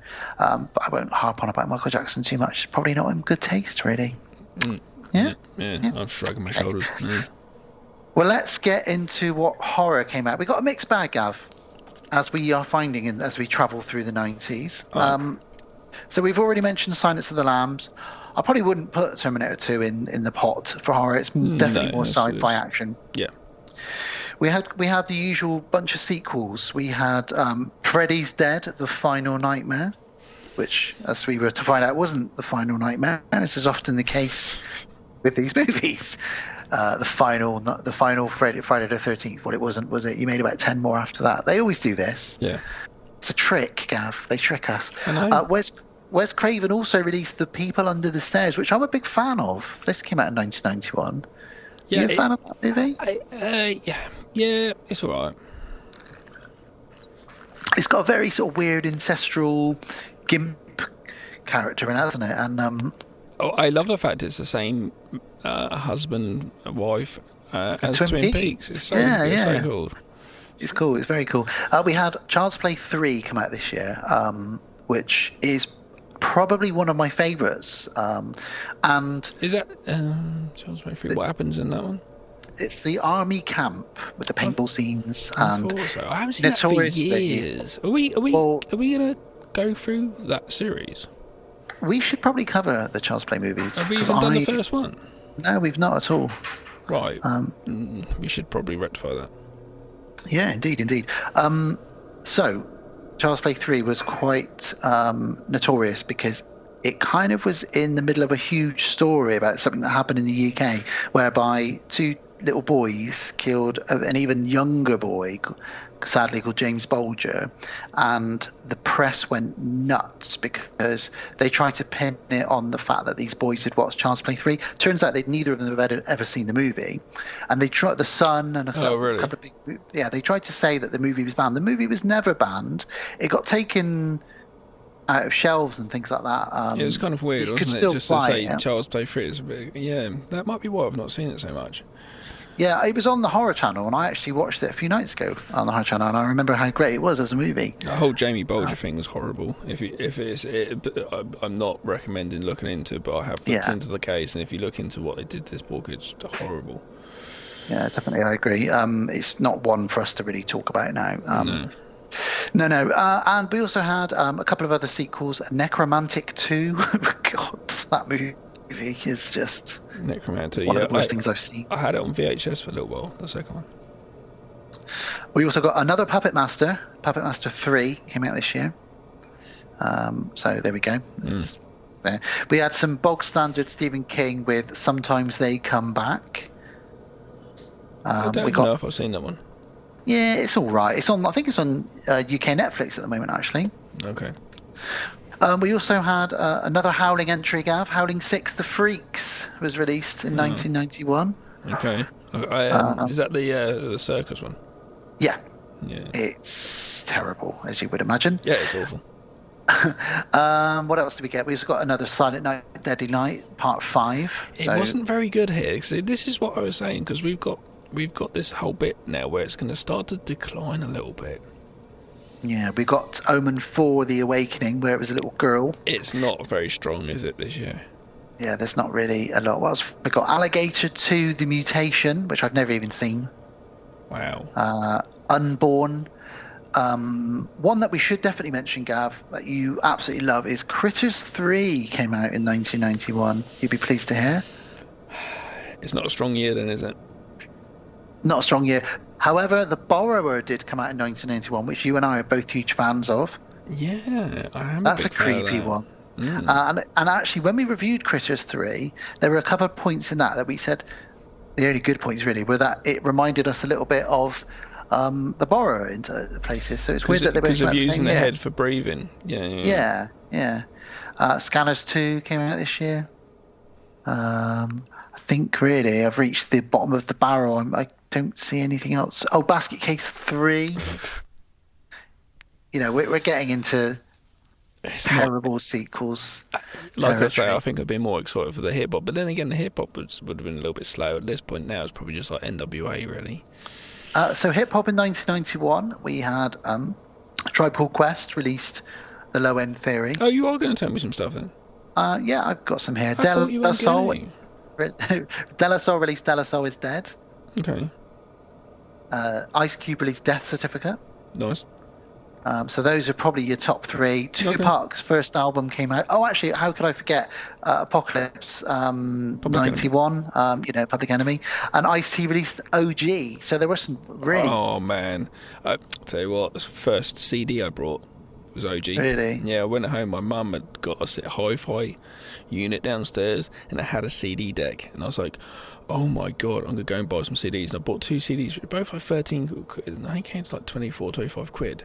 And I was quite young at the time. I was a bit like, oh man, that's 25 quid, fucking hell. But I got home, put my headphones on and just sat there listening to Home Invasion and OG. I got both of them too. One of my favourite albums that year, actually, which I only discovered about 10 years ago, was All Sold Out, Pete Rock and CL Smooth. Yeah. That had a really unique flavour to it. Queen Latifah dropped an album as well, The Nature of a Sister. So, yeah, I'm happy to discuss hip-hop. I completely forgot that we were going to be doing that. I do apologise. No, that's good. Home Invasion, very funny enough. I remember sitting there looking at the CD with my headphones on, cross-legged, and the front cover is this white kid with his legs crossed with headphones on while his home's been invaded in the background. But it was really funny. That I was just like, oh my God. Oh. Another album which I won't say the full title of, but NWA dropped an album in 1991 as well. Cool. That was their second album. That's all I'll say, because I'm not going to say anything else. So back to... The one for life. Yeah. NWA for life, yes. Yeah, that's the one. So back to horror. I would say, if we're going to discuss best pick of the bunch for 1991, Gav, got to be Silence of the Lambs, obviously. Yep. And I'd probably throw Child's Play 3 in there. Yep. If you're a fan of the Freddy's, you can't go wrong with a bit of Freddy's Dead. That was a 3D one. Wow. There's no point going further, is there, really? That's it, really. If you want something weird, check out The Borrower. That's all I would say. I would put The Borrower, I'd go Silence of the Lambs, Child's Play 3, and then I'd go The Borrower. Yeah, I thought you might. You prefer that to Freddy's Dead, The Final Nightmare, which isn't The Final Nightmare. Yeah. There we go. I might prefer it to Child's Play 3. I'd have to watch Child's Play 3 again. But let's get on with Child's Play. I'm well up for that. Yeah, let's do some Child's Play soon. I'd be very excited to do a bit of Chucky. Yeah. Nice one. All right, well, let's get back into the machine. Can we go talk about Creepshow 2? I can't wait. All right, then. Let's do it. Let's Ready? do it. Bye. 5 years ago, Stephen King and George Romero, two masters of the macabre, created their hallmark of horror, Creepshow. Many would argue that nothing of significance has happened since. Until now.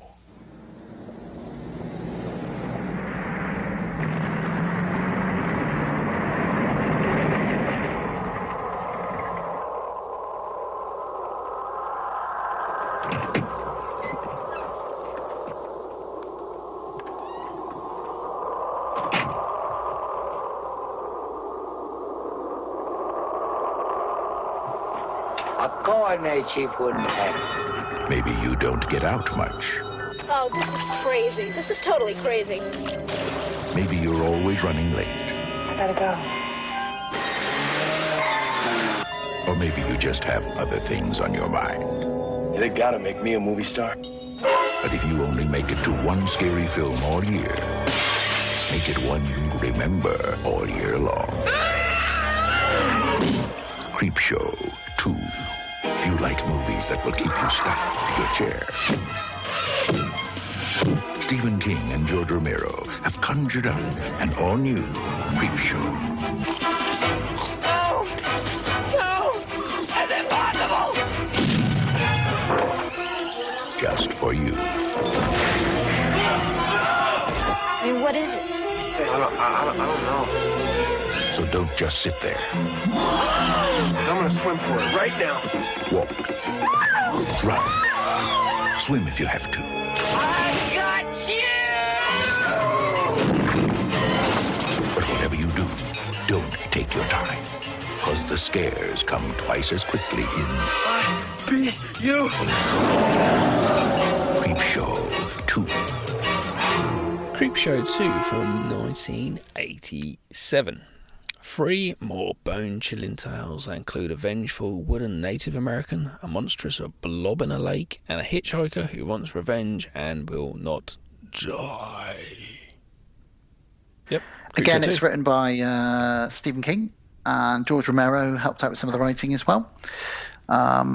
It's directed by Michael Gornick. Okay.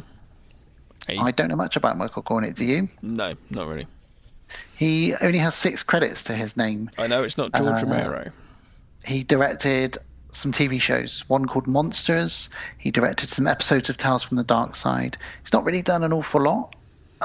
So not sure why Romero didn't direct this one, but it's still a good movie. Absolutely. This watching this again, I only watched it earlier today. I'm a fond fan of this. I think I rewatched this more often than the original one. I don't know. It is a toss up for me. I enjoy. This is only 3 stories, so you've literally got your more half an hour stories rather than 5 stories. So it's a little bit less, which makes it, which is strange. I don't know why they did that, but maybe it's easier. But and the 3 stories are both, all 3 of them are quite strong. It's a stronger movie in general. They've upped the gore, so I guess from 82 up to 87, that whole period, then you had all the Friday the 13th coming out, which were really gore heavy. So I presume at that point, in like 87 years, just really amp it up, and it's an 18. And Savini's still. I'm a big fan of this one. Savini's still doing the effects, isn't he? And he was doing Friday the 13th, so you know. Yeah. Well, he's actually. I never knew that he played the creep in the beginning. Oh, I didn't know that either. Yeah, and do you know, little segue, Gav, do you know who originally was considered to play the creep? Who? Nicolas Cage.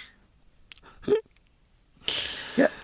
Oh, brilliant. So, the creep, ladies and gentlemen, boys and ghouls who are listening, at the very beginning we get this boy, and this truck pulls up with a really creepy, weird-faced dude in the back, and he is the creep.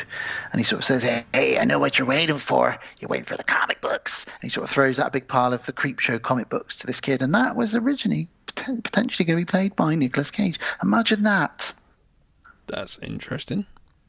Hey, you want some comics? Oh, yeah. Here it goes. Creepshow 2, yeah. The kid's not bothered by this weird, creepy demon face man. He's just excited to be getting his comic. And he takes his comic book and off he goes. We got another great score kick in. We got another comic book wrap around. And this one kind of like, I love the way that it sort of goes to the story, you know, and it says like, this is the next title of the next movie. It just feels like, again, you're in that world of a comic book. There's something special about watching this as a kid. You know, in my bedroom, I had this on VHS, and I'd pop it in and watch this. It's so cool, man. It's so cool. I don't know if I like this one more than the second. Do I like them the same? I don't know. You mean you don't know if you like this one more than the first? That's what I meant. I'm confused. Help me. Help. I can't help you. I'm undecided as well. We start off with the first one, which is a Chief story. What one's this called? Little Chief something? Old Chief Woodenhead. Old Chief Woodenhead. And we got George Kennedy, which is a link to Leslie Nielsen from the first one, isn't it, really? Yes, indeed. He's his boss. Maybe they couldn't get Leslie Nielsen for the second, so they got that.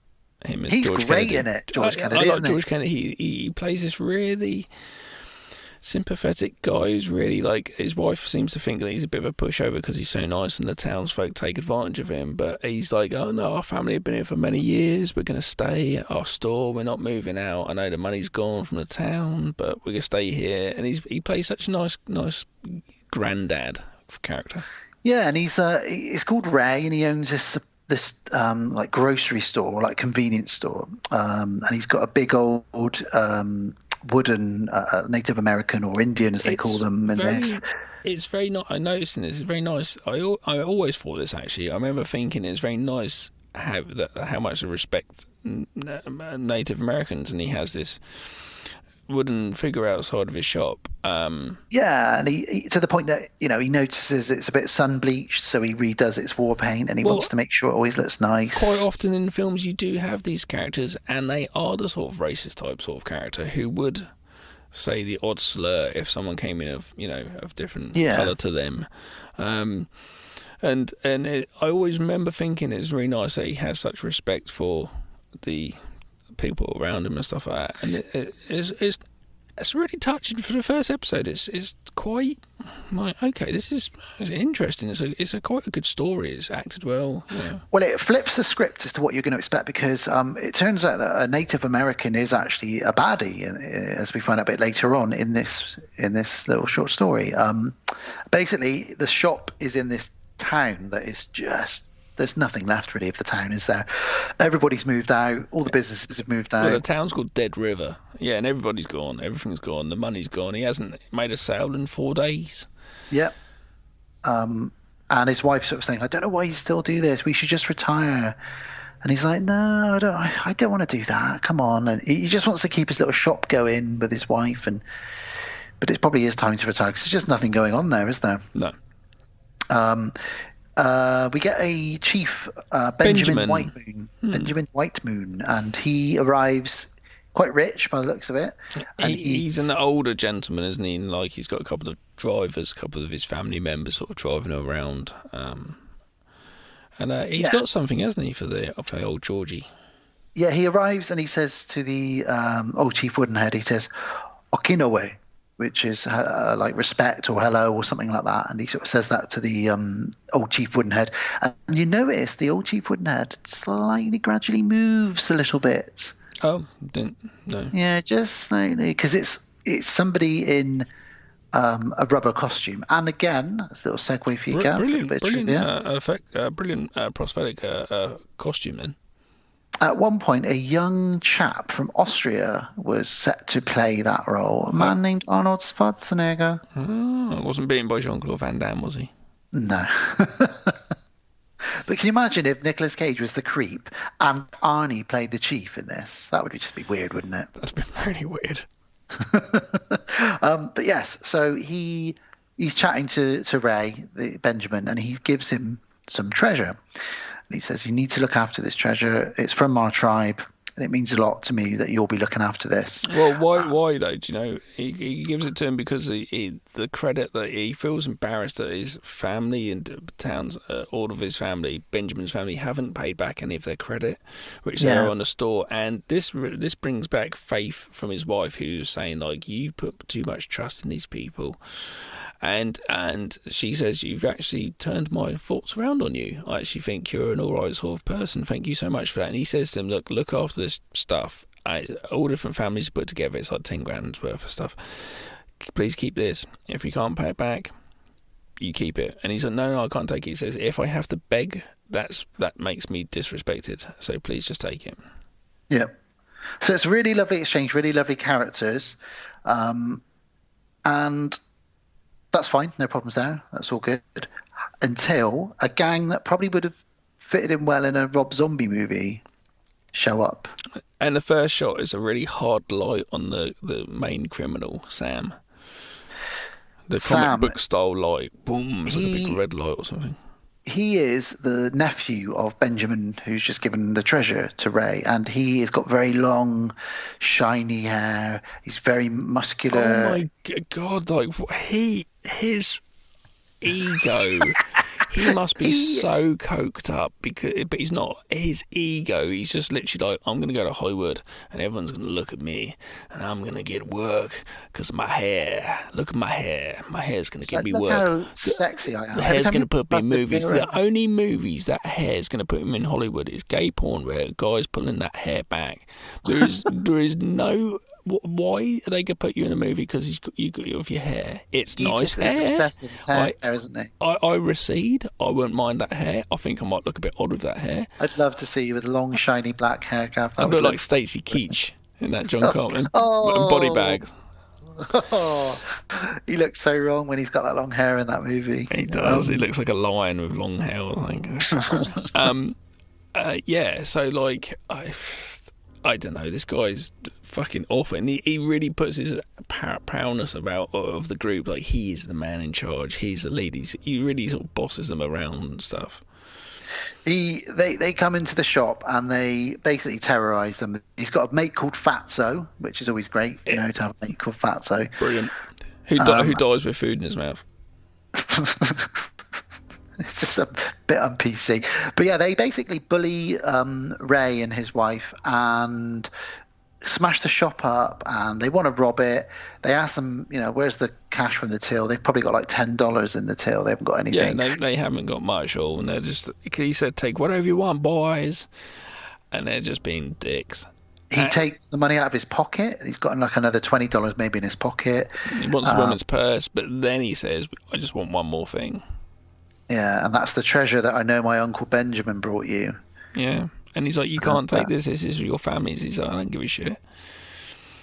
And we're going to Hollywood, which I guaranteed if those guys went to Hollywood, I'd give it 2 days, and they're probably living in Skid Row. Yeah, they'll be bleeding out their noses from coke overdoses, I should imagine.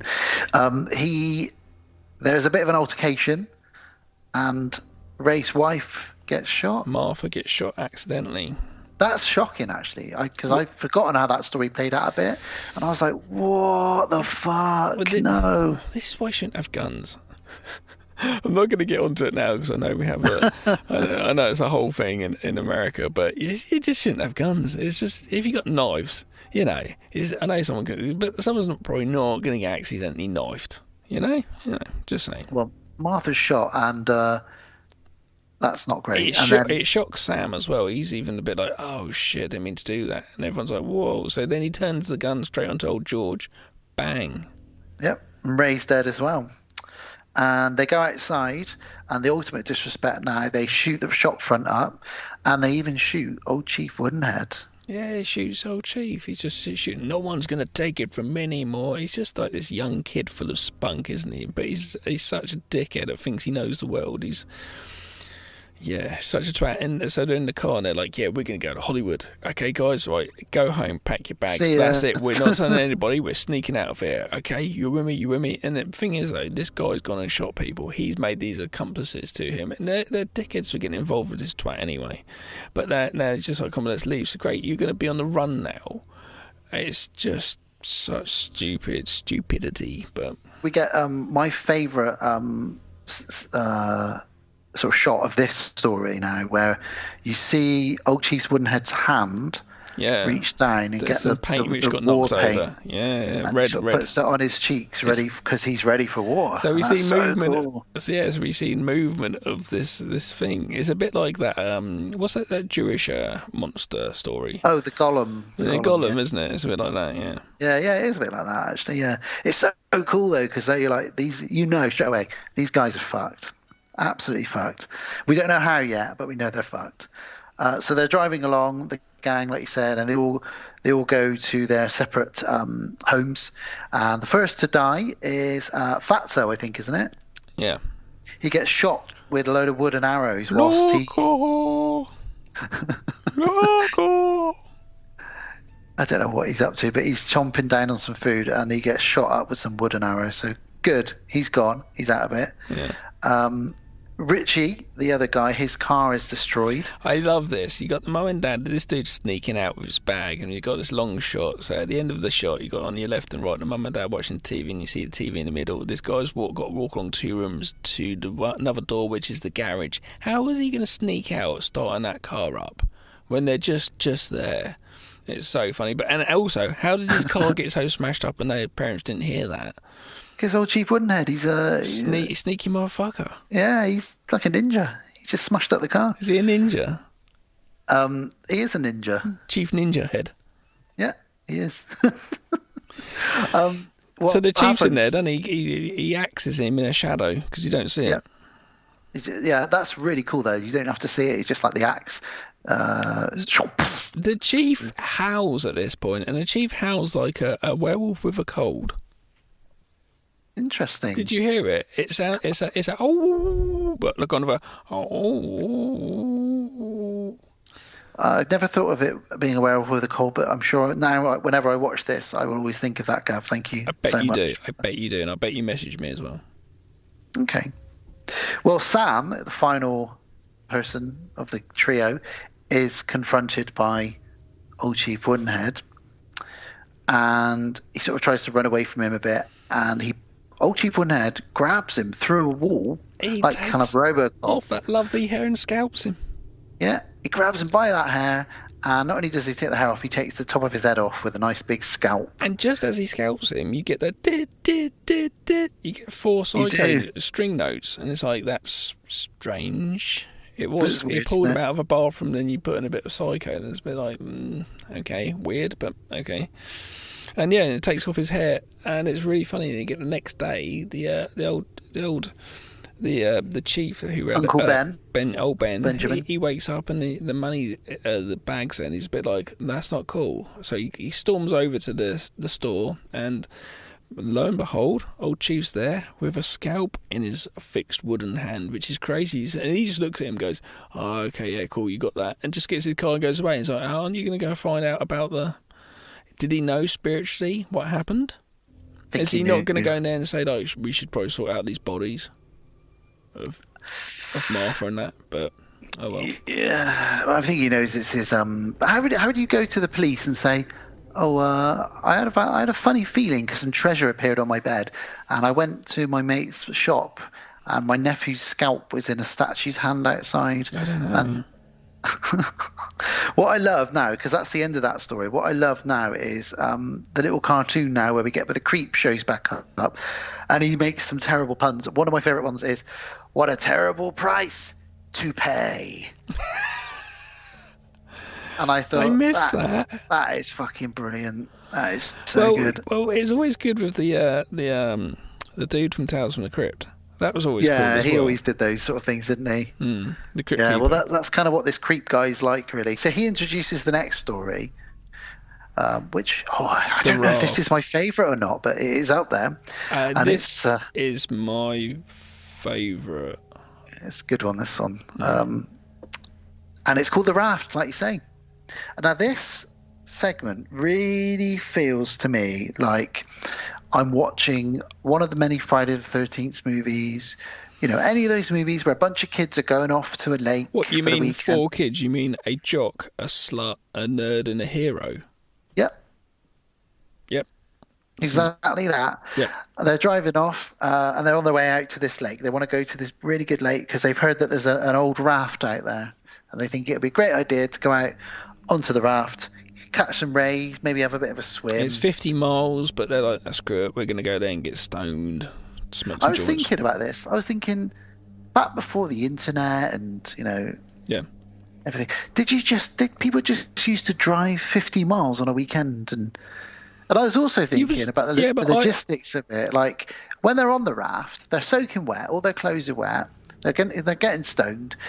What happens if it gets dark? Do they then just all sleep in the car? Their parents don't really care that they've been out all weekend. No, I think that they probably would done it, but they got no booze. They've just got some weed, so I guess they'd probably just drive home.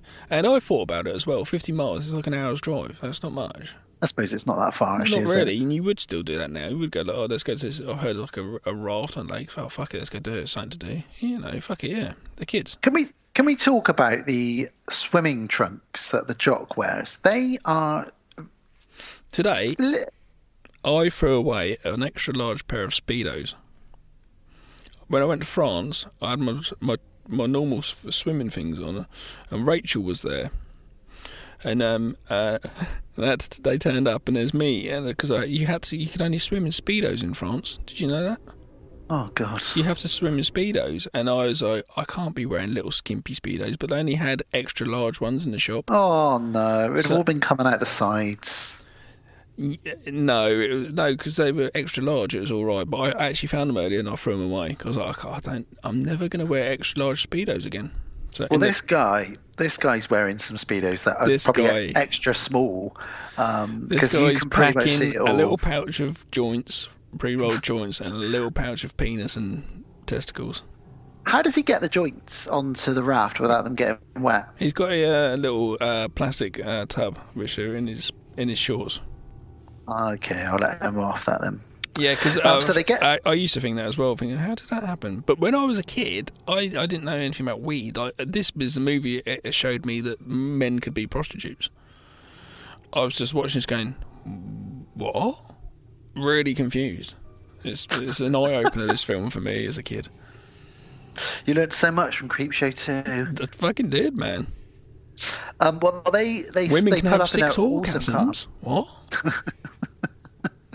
They pull up in their awesome car and they drive and they swim to the raft. And as they're swimming to the raft, they do spot a weird shadowy thing, don't they, Gav? Well, it's the old hero and Jock get up on. Now, I feel bad to call one of them slut because she doesn't actually do anything slutty. So I didn't know of what character to put her as. So I'm not going to call her slut because I feel rude. She's just like let's call her cheerleader. She's maybe more a cheerleader. Let's call her cheerleader or fun time. Let's call her cheerleader.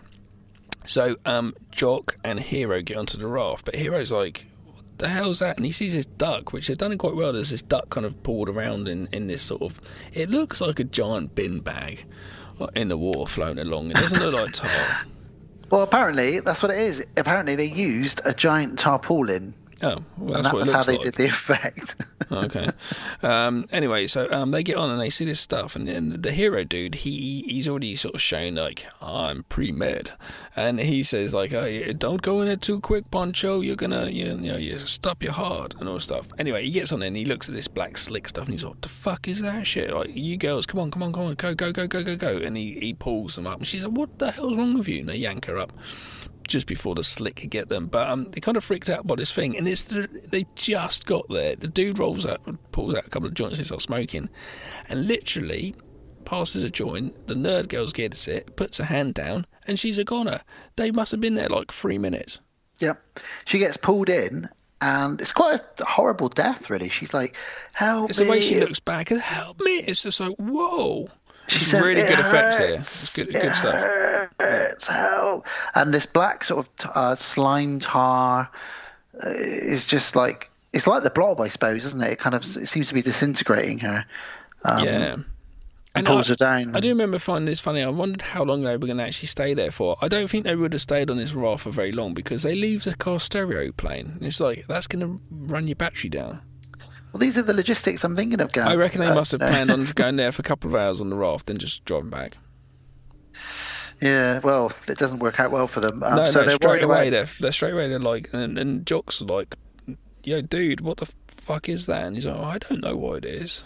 And Nerd Boy says, well, I think it kind of, as we moved from one side of the lake to another, it moved over to us. I think it's intelligent, and I think it ate Rachel, whatever this thing is. And they're like, well, what the fuck? What do you think? What do you mean it? What is it? I don't understand. And he's like, I don't fucking know. None of them know what it is. It goes under the raft, and it does grab the Jock's foot and starts melting his foot, doesn't it?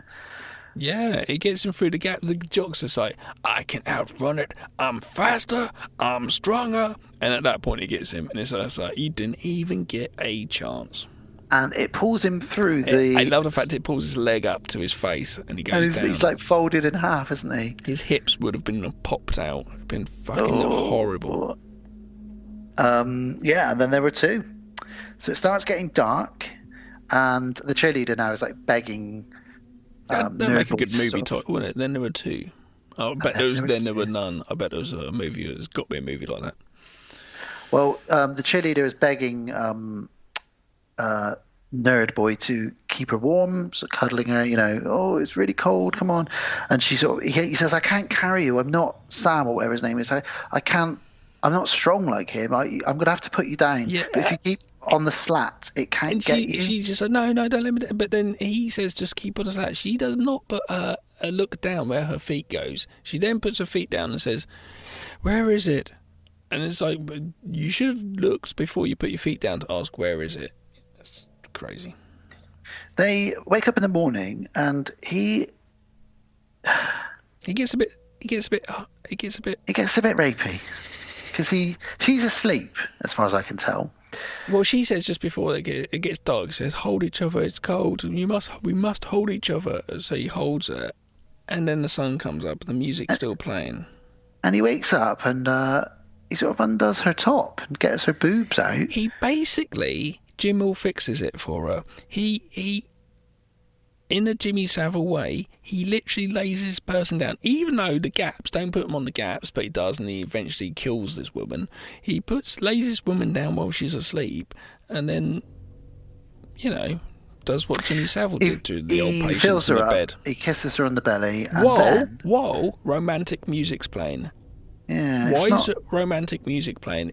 Why? This is not romantic in the slightest. And right now, I looked at this today and went, oh, shit. This is a little part that hasn't aged well. Let's say that. The romantic music, it really does show how it was just like, yeah, it is what it is. Oh, that guy, he just wanks on you on the subway. That's fine. Do you know what I mean? In 1987, did they think that a woman wanted to wake up with a man sort of kissing her, and she was like, "Oh, my hero"? No, seriously, she probably didn't. The romantic music playing really does show how it was just like, oh, it just goes on, don't worry about this. But romantic music too, they're perfect. No one would have even thought. I expect some people possibly have been like, that's probably wrong, but okay, that just goes on. And it really is a show and tell with the romantic music. Weird fucking choice. And let's not forget, this girl lost her boyfriend the day before by being dragged through by a blob and killed and eaten. Well, both their boyfriend and girlfriend have just been killed, and this guy has got a boner. He's called Randy, for God's sake. Yeah, he is. He turns her over, though, because her face is sort of side down on the plank. And as he turns her face over, we realise half her face is burned off. Well, he goes to lick her nipple. He goes to lick her nipple. And she looks back and says, God. Randy. Yes, I am. But he goes, Randy, look up. And her face is all melting off. Oh, nice one, fucking pervy, fucking Jim will fix it. Harvey Weinstein looking motherfucking cunt. Wow. Well, she gets dragged into the lake. He didn't look like Jim Will Savile. It's Jim Will Savile and Harvey Weinstein mixed together. Imagine that. I'd rather not. Fucking hell. That's ugly. So, as he swims away, we do see her skeleton in the lake, and the blob thing is chasing him, but he just manages to make it to the beach, doesn't he? And he turns around and he says, I beat you! Yeah. And what happens? He doesn't beat it.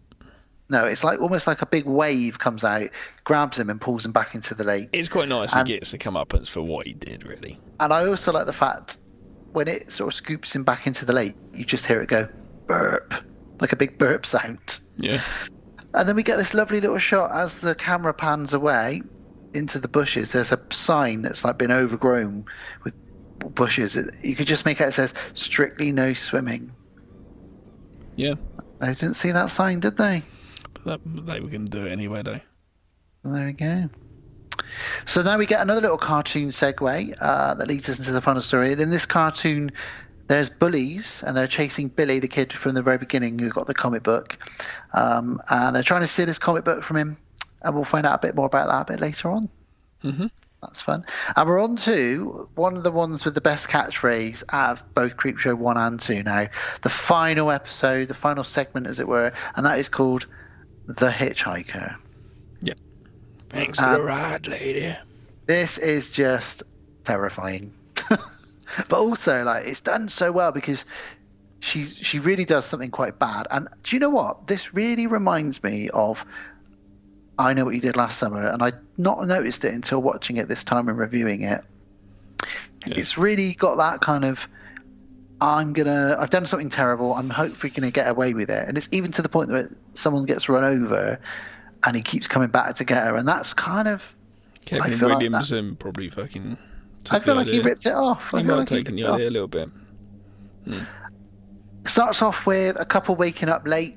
A couple? Well, they're not a couple. They're having an affair, aren't they? It's a male gigolo.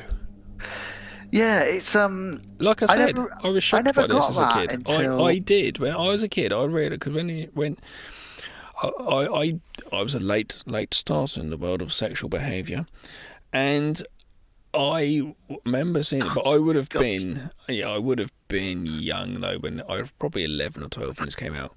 So I watching this. I was just like, okay, they're having sex. Okay, fine, like that. Then she throws money. Then they have a discussion about him not being happy about the pay. It's $150, by the way. He's not happy about that, and he gave her 6 orgasms, and she stayed over the night. I counted 6 orgasms, and I was sitting there. It was my tiny little brain, my tiny little innocent brain, going, what? They've had sex, but it's not. What? She's paid. That's like a. Is that a prostitute? Completely shocked me as a kid. Totally. Yeah, I gotta be honest with you. I don't know if I've ever really noticed that he is a prostitute until this viewing of it, because it's just so out there to throw that in. But why not? You know, they always get female prostitutes in movies. Let's throw a male one in. I thought it was very quite forward. Quite ahead of its time a little bit. Really, I thought it's an interesting thing to put there and not be the other way round. Really interesting. Well, she's got to get back to her husband, who is, I think he's a lawyer. She's got to get 20 miles in 7 minutes, pretty much. Yeah, and so she puts her foot down and she's smoking a cigarette. And obviously she drops the cigarette, and we've seen this classic. Sometimes you're changing the CD, sometimes you're smoking a cigarette. But classic horror eyes off the road trope. for a second. Yeah. And she hits this poor old hitchhiker. Indeed. And she kind of looks back and sees he looks pretty messed up, and she thinks, oh, I'm fucking late now, I'm going to have to keep going. So she drives off. Well, no, she loses control and runs over a hitchhiker, and her car spins round. It's a bit of a wreck. She's already, through this story, she narrates about how much things are going to cost, and on that way there before she has a crash, that's going to cost you, Mrs. Blah blah blah. It's all about money. Did you notice the story? Her husband must sort of really count the pennies. Be a penny pincher, you know? And even though it's all about money though. This guy, the male whore, he's there saying like, I'm not happy with the money. She says like, yeah, well, it's my husband to be the one that gives you that Porsche you want, or Mercedes, whatever it is, and it's all money orientated. As she drives along, she's talking about how much things are going to cost. It's money, money, money. It's really interesting. Then I started thinking, are these stories on sin? You know, and different sins. Yeah, that's true. It could be, couldn't they? Really interesting. This one's like lust and greed rolled into one. Yeah. I don't know. You could probably look at the other two possibly and do that. But it's so funny. It's more about money. And she narrates through the story, and it keeps coming back, this narration of her talking about money, how much it costs. Anyway, so she has this accident. She crashes into this, runs this dude over. Her car's fucked. It's spun round. And she looks and sees another car coming, flips her lights off, zooms off, turns around and fucking goes for it. And it's, I don't know, it's just like, wow, you just, okay. And then straight away you get people come along. Stephen King has a little cameo as a truck driver. He's like, what the, he gets at the truck. What the fuck happened? What the fuck happened here? He's pretty much playing George again. Yeah, playing him again. The other guy's like, I don't know, I just found it. Did you see any cars? And he's like, oh, cars zoomed past me up there, but I didn't see any lights or license plates. Then another person stops the woman and says, what happened? What do you mean what happened? Someone died. It happens all the time around here. And then like sets the lights off. I didn't realise though that the guy who rings the police and stuff, that's her husband. Oh really? Yeah, that's her husband, and that's the reason why he's late and doesn't get home in time, because she causes him not to be late. Because she's looking after the accident and the police coming along and stuff. I didn't get that. So that's why he gets so late home. And I never realised that until today, and I was like, oh my God, that makes this story even better. She's wow, like, it really does. Now and all this time, he's never late. The first time ever he's late, and he's late because of what she's done. She's caused him to be late from her actions. Really interesting. I didn't know that. Amazing. God. Well, she continues driving along, and she just puts on her windscreen wipers because there's blood all over the windscreen, isn't there? She just puts on the windscreen washers and the wipers. Yeah. That's fine. She's talking to herself, like you said, she's narrating what's going on. She puts the radio on.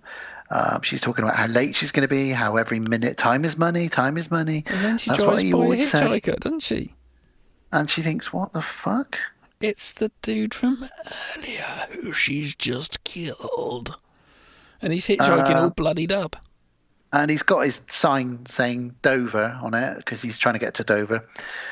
And he's waving at her, and she sort of, does she pull over? I think she pulls over. He's shocked, really. And he appears at the window all of a sudden. He gets a lot closer. closer. And this is where we get the very first... Thanks for the ride. Thanks for the ride, lady. Yeah. Really great. Yeah. Just brilliant. Then he appears on the roof of the car. So all of this is her hallucinating, right? I don't know. I like to think he's actually come back to get her, like karma, like a karma zombie. But his body's back with the people who are there looking after him. That's true. So maybe it's just his ghost. It has to be. I thought it was just her hallucinations. Actually, later on in notes, I've got something which cements it's her hallucinations. So carry on going. Okay. Cool. Okay. Well, she rides off while he's on the roof. I've put here that the score, just on a little weird segue, gets very Enter the Dragon at one point. I'm not sure why that is. It just feels very Into the Dragon at one point. Anyway, she drives... Quite often, you and I catch the same notes, like the Burb, stuff like that. I didn't get Enter the Dragon of any of this. She drives the car into the forest, trying to knock him off the roof, and she manages to hit him against a branch. She's got a gun in her glove compartment. And shoots him as well. It's just like, oh my God. So every time he comes coming back, though, like a gnarly serial every killer. Time... It's Jason. Yeah, and every time he comes back, he's more and more fucked up because he's getting run over, hit by a tree, shot. So he looks even grosser every time we see him. She shoots him a bunch of times. He just doesn't seem to die. She reverses the car back into him, and then she reverses back into him again. Yeah. And this time he's on the hood, and he's got a sign that says "You killed me." And while he's on the hood instead of Dover. This cements it as her imagination, I think, because the sign saying "You killed me," that is her conscience.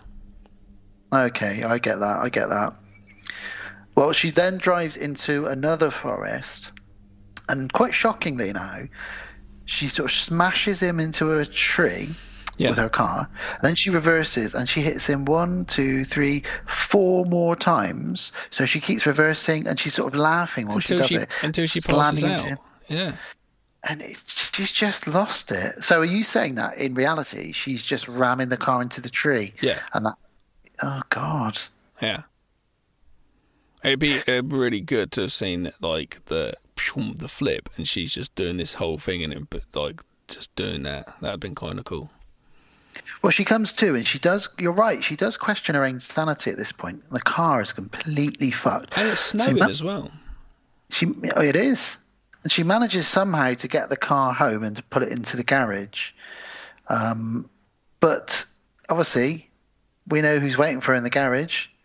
Thanks for the ride, lady. It's the way he delivers it. Thanks for the ride, lady. It's just brilliant. Yeah. And yeah, he's a kind of a skeleton by now, really, isn't he? He's a bit gross, and he attacks her. I can't remember how it ends now. Her husband. He's when it cuts the last shot of the gross guy and her. Because his eyes falling down, he's basically a big mess. His face is, and his eyes like halfway down his face. You can see just one eyeball, and you just see the tongue sticking out, and he's just trying to lick her. This was like, oh God.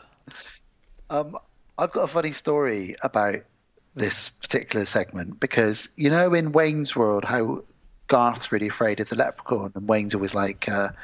I'm the leprechaun. I don't remember that at all. Okay, well, there's that bit. But for some reason, my buddy Rob, you know Rob, he was really freaked out by this segment to the point that I often wind him up by going, "Thanks for the ride, lady." Really? He'd just whisper it whenever he didn't expect it, and he'd go, "Stop her! Don't do that." He really freaked him out for some reason. I actually must remind him of that next time I see him. "Thanks for the ride, lady." That's so funny. Message him in a minute. I think we were on holiday together once in our early 20s in Spain, and we turned the lights out, like drunk, ready to go to sleep. We're in this like twin room, and I think in the pitch black, I just suddenly went, "Thanks for the ride, lady." I didn't like it at all. So yeah, that's the end really. The husband finds the Dover sign, and that's kind of the end of that one really. And then we cut to the epilogue. So Billy ordered some Venus flytraps. He's very excited to order meat-eating Venus flytrap not tablets, but seeds from his comic book. And these bullies, they sort of chase him into this bit of forest. This is all done in the style of a cartoon. And big giant Venus flytraps come out of the ground and eat up all the bullies. And Billy just looks at the camera and says, "Meat eating," or something along those lines. And that's kind of the end, really. So yeah, again, really strong. And I've got to be honest with you, Gav, Old Chief Woodenhead was always my weakest link in this one. But talking about it with you really made me realise how great that one actually is. That story is really strong, actually. Got some good sort of moral stuff going on in it as well. That's what I'm saying. All of these movies, I don't know about The Raft so much. The Raft is definitely like sin, the fact that he's a bit rapey. Yeah. And the Raft's very, very thin. It's very flimsy. There's not a lot of story to it. It's just it's just kids on a lake getting melted by a blob. But that last one, I think, knowing that that's the husband that stops because he's just behind her and she's trying to race home, and he's literally just behind her in his car, and it's really interesting. It makes it more of another little layer to it. And that also reminds me of a Stuart Gordon movie called I'm trying to remember the name of it. Stuck. Have you ever seen that? I don't like it. It's a bit too brutal for myself. It reminds me of that where she's got the guy stuck in the windscreen for the whole movie. That one. Yeah. But yeah, man, both of these two movies are fantastic, and I do think they're a good segue in that, a good gateway, into horror. In that, if you watch the first one, it is a little bit easier and lighter. A bit more fun, and then this one is a lot darker and a lot more going on the surface. Yeah. But you can't go wrong. You've got 8 stories in 2 films, 8 short stories across 2 films. Great soundtracks, great visuals. Romero's attached to them both. Stephen King writing, Savini's work. So missed part 3, we're saying. But the TV show, maybe check some of that out because it's modern. You've checked it out, and you really that Doll's House one really got my attention. I've only watched a couple, but I've heard they're good, and like I say, Sarah bigs it up. So I must check them out. Guys. Then again, I've gone around Sarah's house, and she's showing me dodgy European horror movies. I'm a bit like, I don't know about this. Definite thumbs up for me for this movie, Creepshow. Matt, it's nice to talk about the Creepshow films. Yeah, there's a lot of love. Totally. They are loved films, especially the original stuff of horror fans. You see, like people wearing T-shirts, Creepshow T-shirts and stuff. And I would say they're cheap and cheerful, but there's a lot of money gone into them as well. It's made to feel a bit cheaper. I feel, and they've done a good job of it. It's a shame one of my children was just a bit like meh, but I can understand nowadays, like there's just violence and stuff is all over the place and gore and shit, and I can understand it a little bit, but it's a shame because it's quite good. But I guess it does feel a bit dated if you watch it now. It's 82, so 87 seems the second one seems so much more modern though. It's funny. It does. No, it does. The first one feels like a 70s movie, doesn't it? Yeah. Thanks for the ride, lady. You sound like Donald Pleasance now. That's what he probably said to the nurse when he got to Haddonfield. Thanks for the ride, lady. I shot him 3 times. Nicolas Cage would make a good one. Thanks for a ride, lady. Yeah. Thanks. And Michael Caine, thanks for the ride, lady. Where's my cake? Where's my cake? I want my bloody cake. Michael, mate, Michael. My name is Michael. Where's my? No, I can't do it. Where's my cake? I can't do it. Let's get out of here. Can we do some World of Strange? I think Bill needs to come in. Bill, if you could come in here and escort us to World of the Strange briefly, please. Thank you, Bill. Please. Billiam, come on. Hi, welcome back to World of the Strange.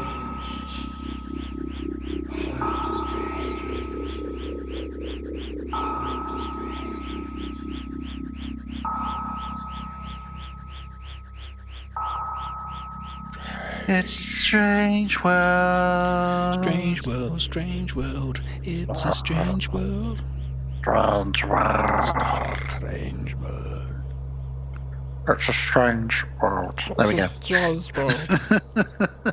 Should we just do this for 5 minutes? Could do. So, I've got a couple of stories, Gav, for you, as I always do for World of the Strange. And the first one involves the coronavirus. This actually just after our 28 days later and 28 weeks later episode, this came out in the news, and it's uncanny when I mention that, and I will go through it now. And I think you've probably read a little bit about this. It involves the monkeys. This dropped just as our episode dropped. It was in post of our episode, unfortunately, so we couldn't have it on our last episode, the virus one. But I thought I'd include it now. So some monkeys, who they've been testing COVID-19 in India in a lab. Basically, they escaped the lab and ran off into the city. Well, no. Didn't the monkeys take a vial and run off? It took a vial and it was chewing it in a tree. It was seen chewing one of the sample collection kits in a tree.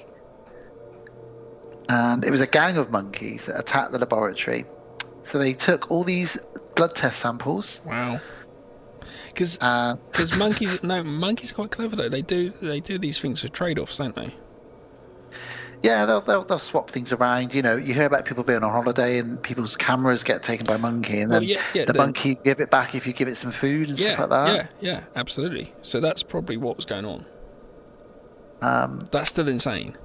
But so they took some test samples. A gang of monkeys. Some blood. They took some testing kits as well. A gang of monkeys stole the worst virus the world's ever seen. What? So they were seen, like I said, chewing these collection. You can't make this up, can you? Kits. No, you can. This was in Delhi, in India, the medical college there. Have they? This was a little while ago. Have they got? Or not a while ago, but news goes so quick now. Have they recovered the samples? They have.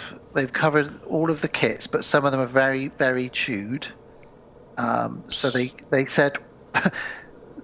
One of the guys from the medical college said, this is his quote, "Well, they seemed fairly intact when we found the vials, so we don't think there's much risk of contamination or spread." Think. That's not a positive word. Have you seen 28 Days Later? Yeah, think about that.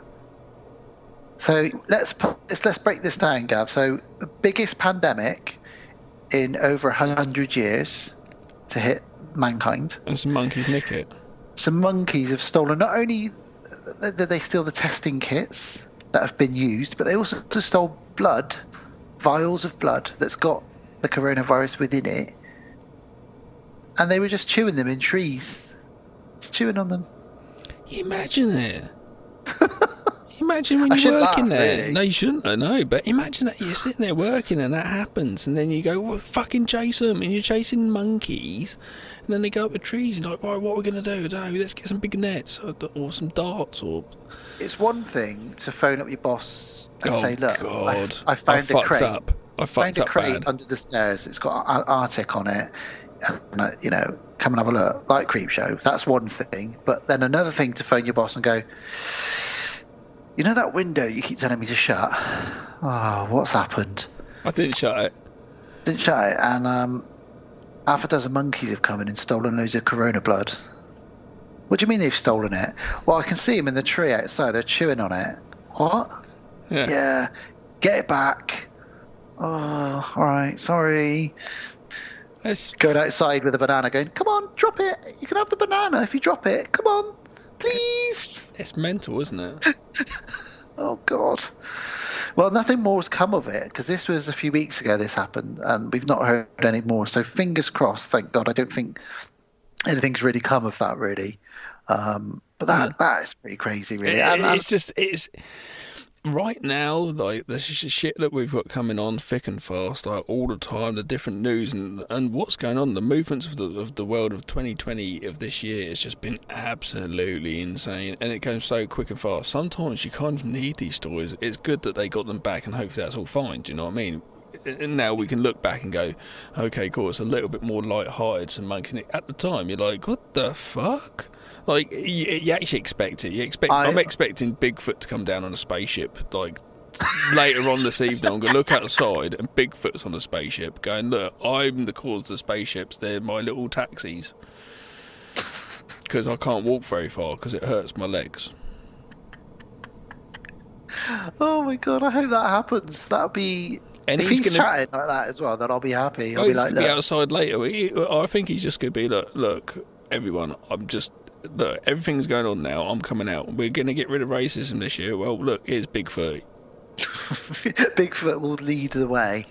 Because if we're having equality and the only race we have is the human race, I am kind of DNA'd up to be slightly human.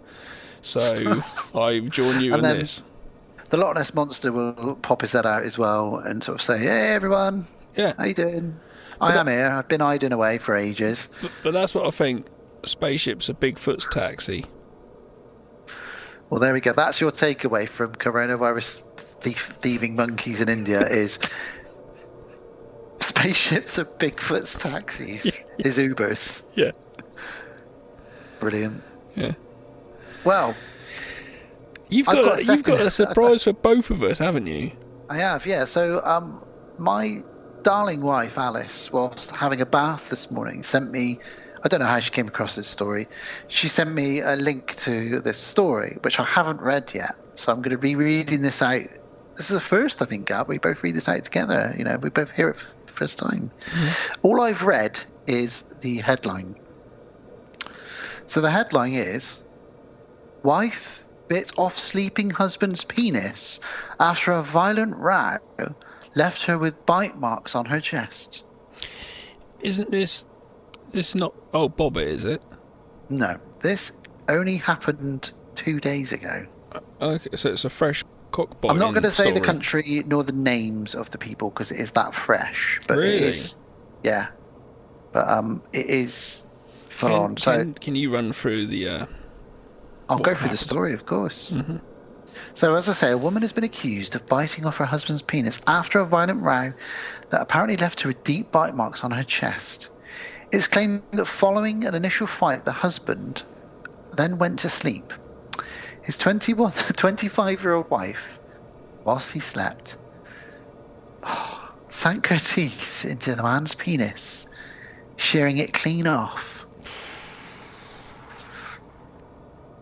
Reports say... Oh, that reveals the location, so I'm going to skip that line there. According to local publications in the area, the couple have 3 children, 2 boys and a girl. A cousin of the victim said that the woman's ex-boyfriend had picked her up on last Sunday and brought her home late at night. Immediately as she stepped in, the two began a huge fight between husband and wife. Neighbours came round several times to separate them. At midnight, there was a loud shout heard in the neighbourhood that woke up several people in the area. They went banging on the door and found out she'd bitten off her husband's penis while he was asleep. The shouting was the man, presumably, yes? Waking up to that, yeah. I guarantee alcohol was involved in this. He was taken to hospital that night, and they haven't actually, because this story's so fresh, they haven't revealed whether or not they've sewn it back on yet. But Dav, you are right in what you just said. The last line, oh no, there's a bit more actually. Further reports say the woman was a drug addict and often fought with her husband. What drug though? doesn't say the drug. That's not good enough. You can't just say drug addict. That's terrible. It says drug addict. I'm sorry. That's what it says. Yeah. Oh, no, I'm saying this. The statement is terrible. It shouldn't just say that. It should say what. But okay. Go on. The woman has been handed over to police by neighbours in the area. But she was revealed to have several deep bites and a deep cut on her breast. So it sounds like they were both on something and they just went in on each other. I wonder if it's like meth or something. And then while he slept, boom. See ya. Dickheads. Free Willy. Free Willy indeed. They're both dickheads. What? Well, he's dickless, isn't he? What the hell? Yeah, that is... brings the tear to your eye, that one, doesn't it? Oh. You'd have to be on something to be able to bite through human flesh,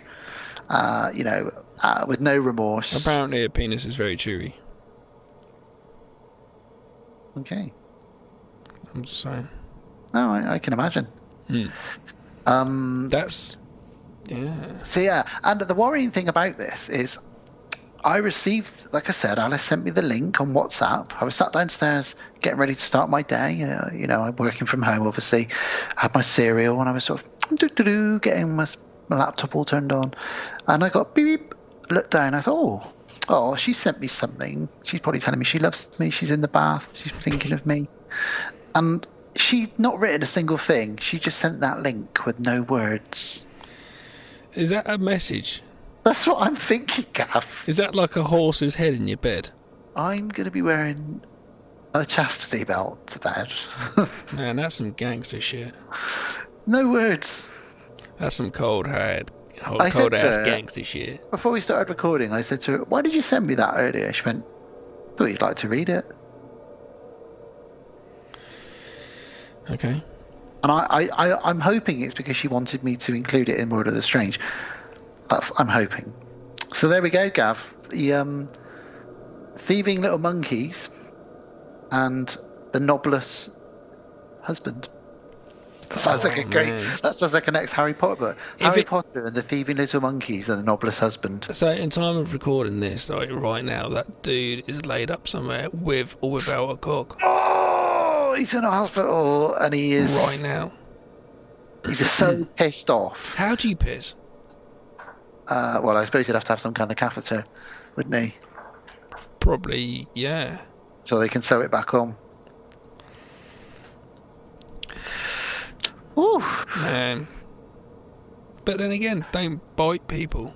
Don't do that. And also, don't take drugs. Treat people how you expect to get treated. If you're going to bite someone, they're going to bite you back. Yeah. Simple shit, people. Simple fucking shit. Fucking dickheads raising dickheads. Told you, this is the theme of this show. Right. Well, there we go. Well, I think Will, Bill, Peter Venkman, if you can take us out of here, Mr. Murray, we'll come back for some outro shit. Goodbye. That's all the time we've got for this week on World of Strange. Next week, though, gimme Ira. Hairless pets. Weird. And we're back again. Cool. Yep. So that was episode 91. 91. Mm-hmm. That's a fun episode. It was indeed. It was. What have we got going on next time?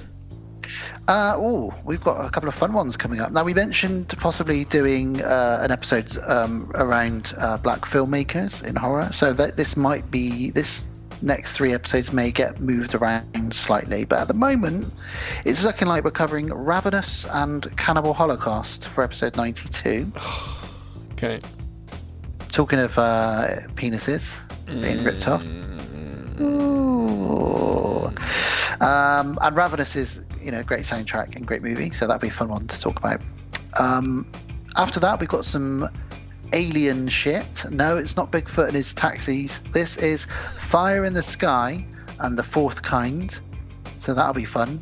Yeah. We haven't really touched on sort of alien stuff, have we? So no, that's strange. I suppose we've covered like The Thing and stuff like that, but this is more like your proper UFO stuff. Well, we have done all the alien movies.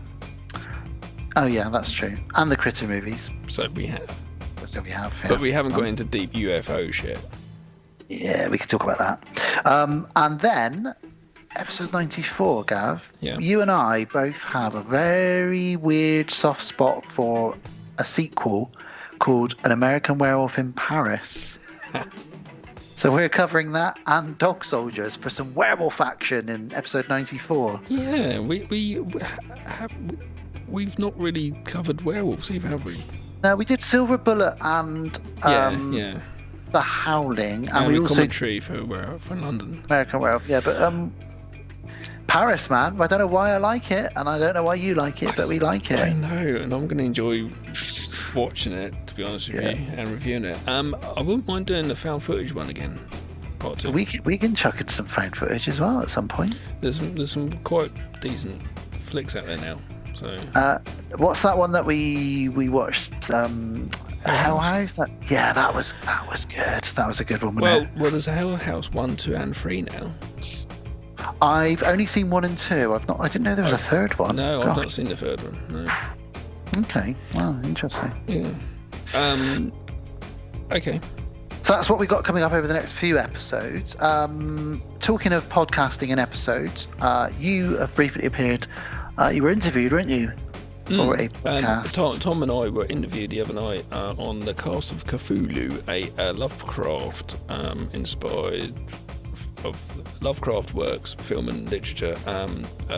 These two dudes from New York, James and Jim, they on the show talk about stuff like that, and they had us on talking about Beyond and Deadbolt films and stuff.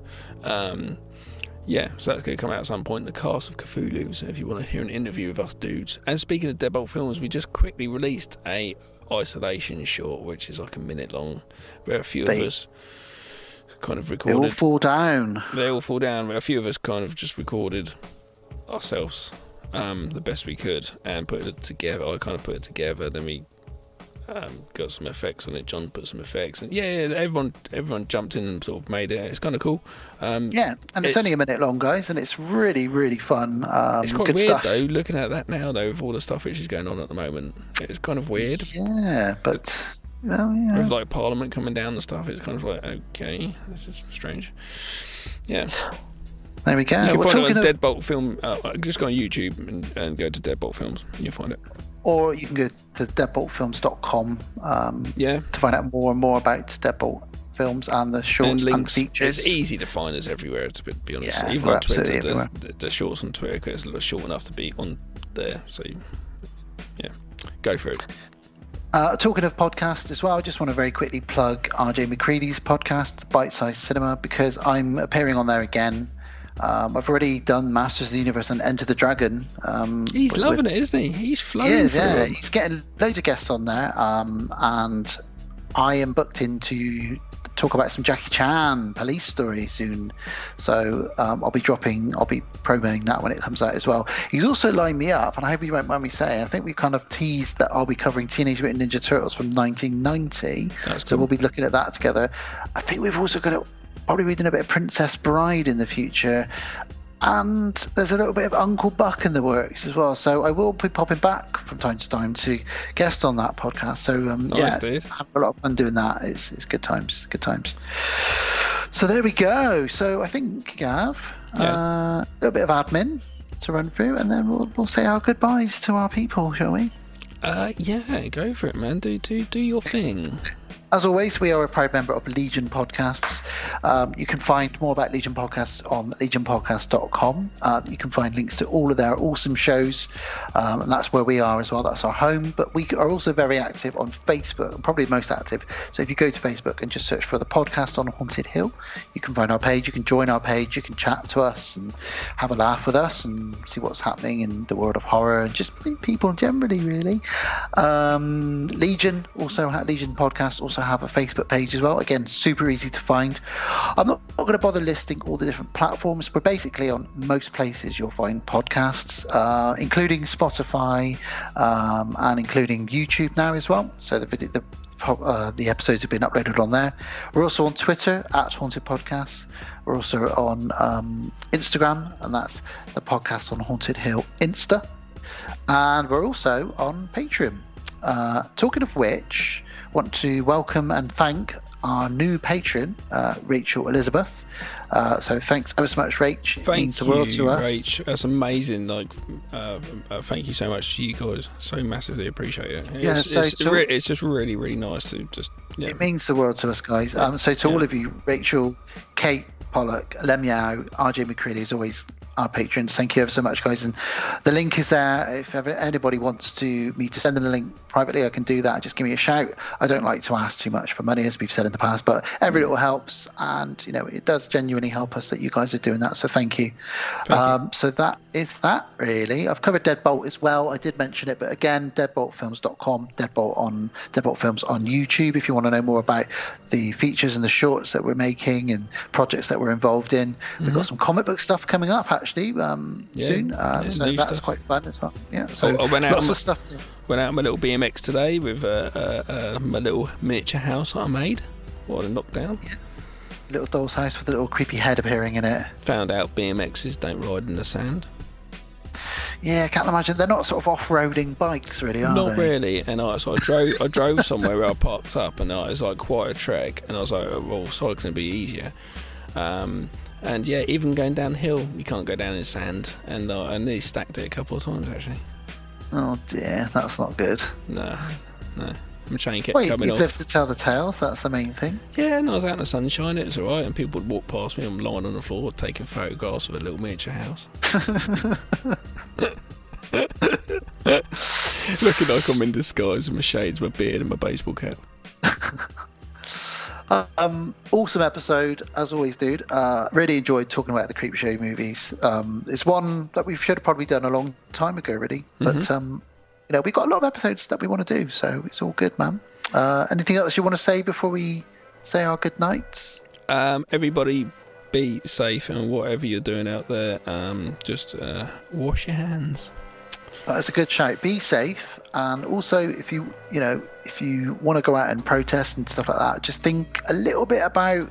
I'm not saying don't protest, but I'm saying think a little bit about that social distancing, and like Gav said, wash your hands and do all that kind of stuff as well. But also peace and love to everybody, no matter who you are. Like we mentioned in the intro, we don't want to get too heavy, but we hope everybody is safe and well during these crazy times, whether it's protests, whether it's pandemics, whether it's what else is going on. We just wish everybody the best, really, and your families as well. Indeed. Well, it's a good night from Thanks for the Ride, Lady. It's a good night from I Want My Cake. It's a good night from Old Chief Woodenhead. It's a good night from. They can make me famous in Hollywood with his hair. Whoa. And it's a good night from Ted Danson, buried up to his neck in sand. And it's a good night from Leslie Nielsen, holding his breath for longer than anyone else. A very long time. Good night, ladies and gentlemen. Stay safe, guys, and thanks for the ride, lady. Thanks for the ride, lady. Thank you for listening to the podcast on Haunted Hill. We will be back again real soon.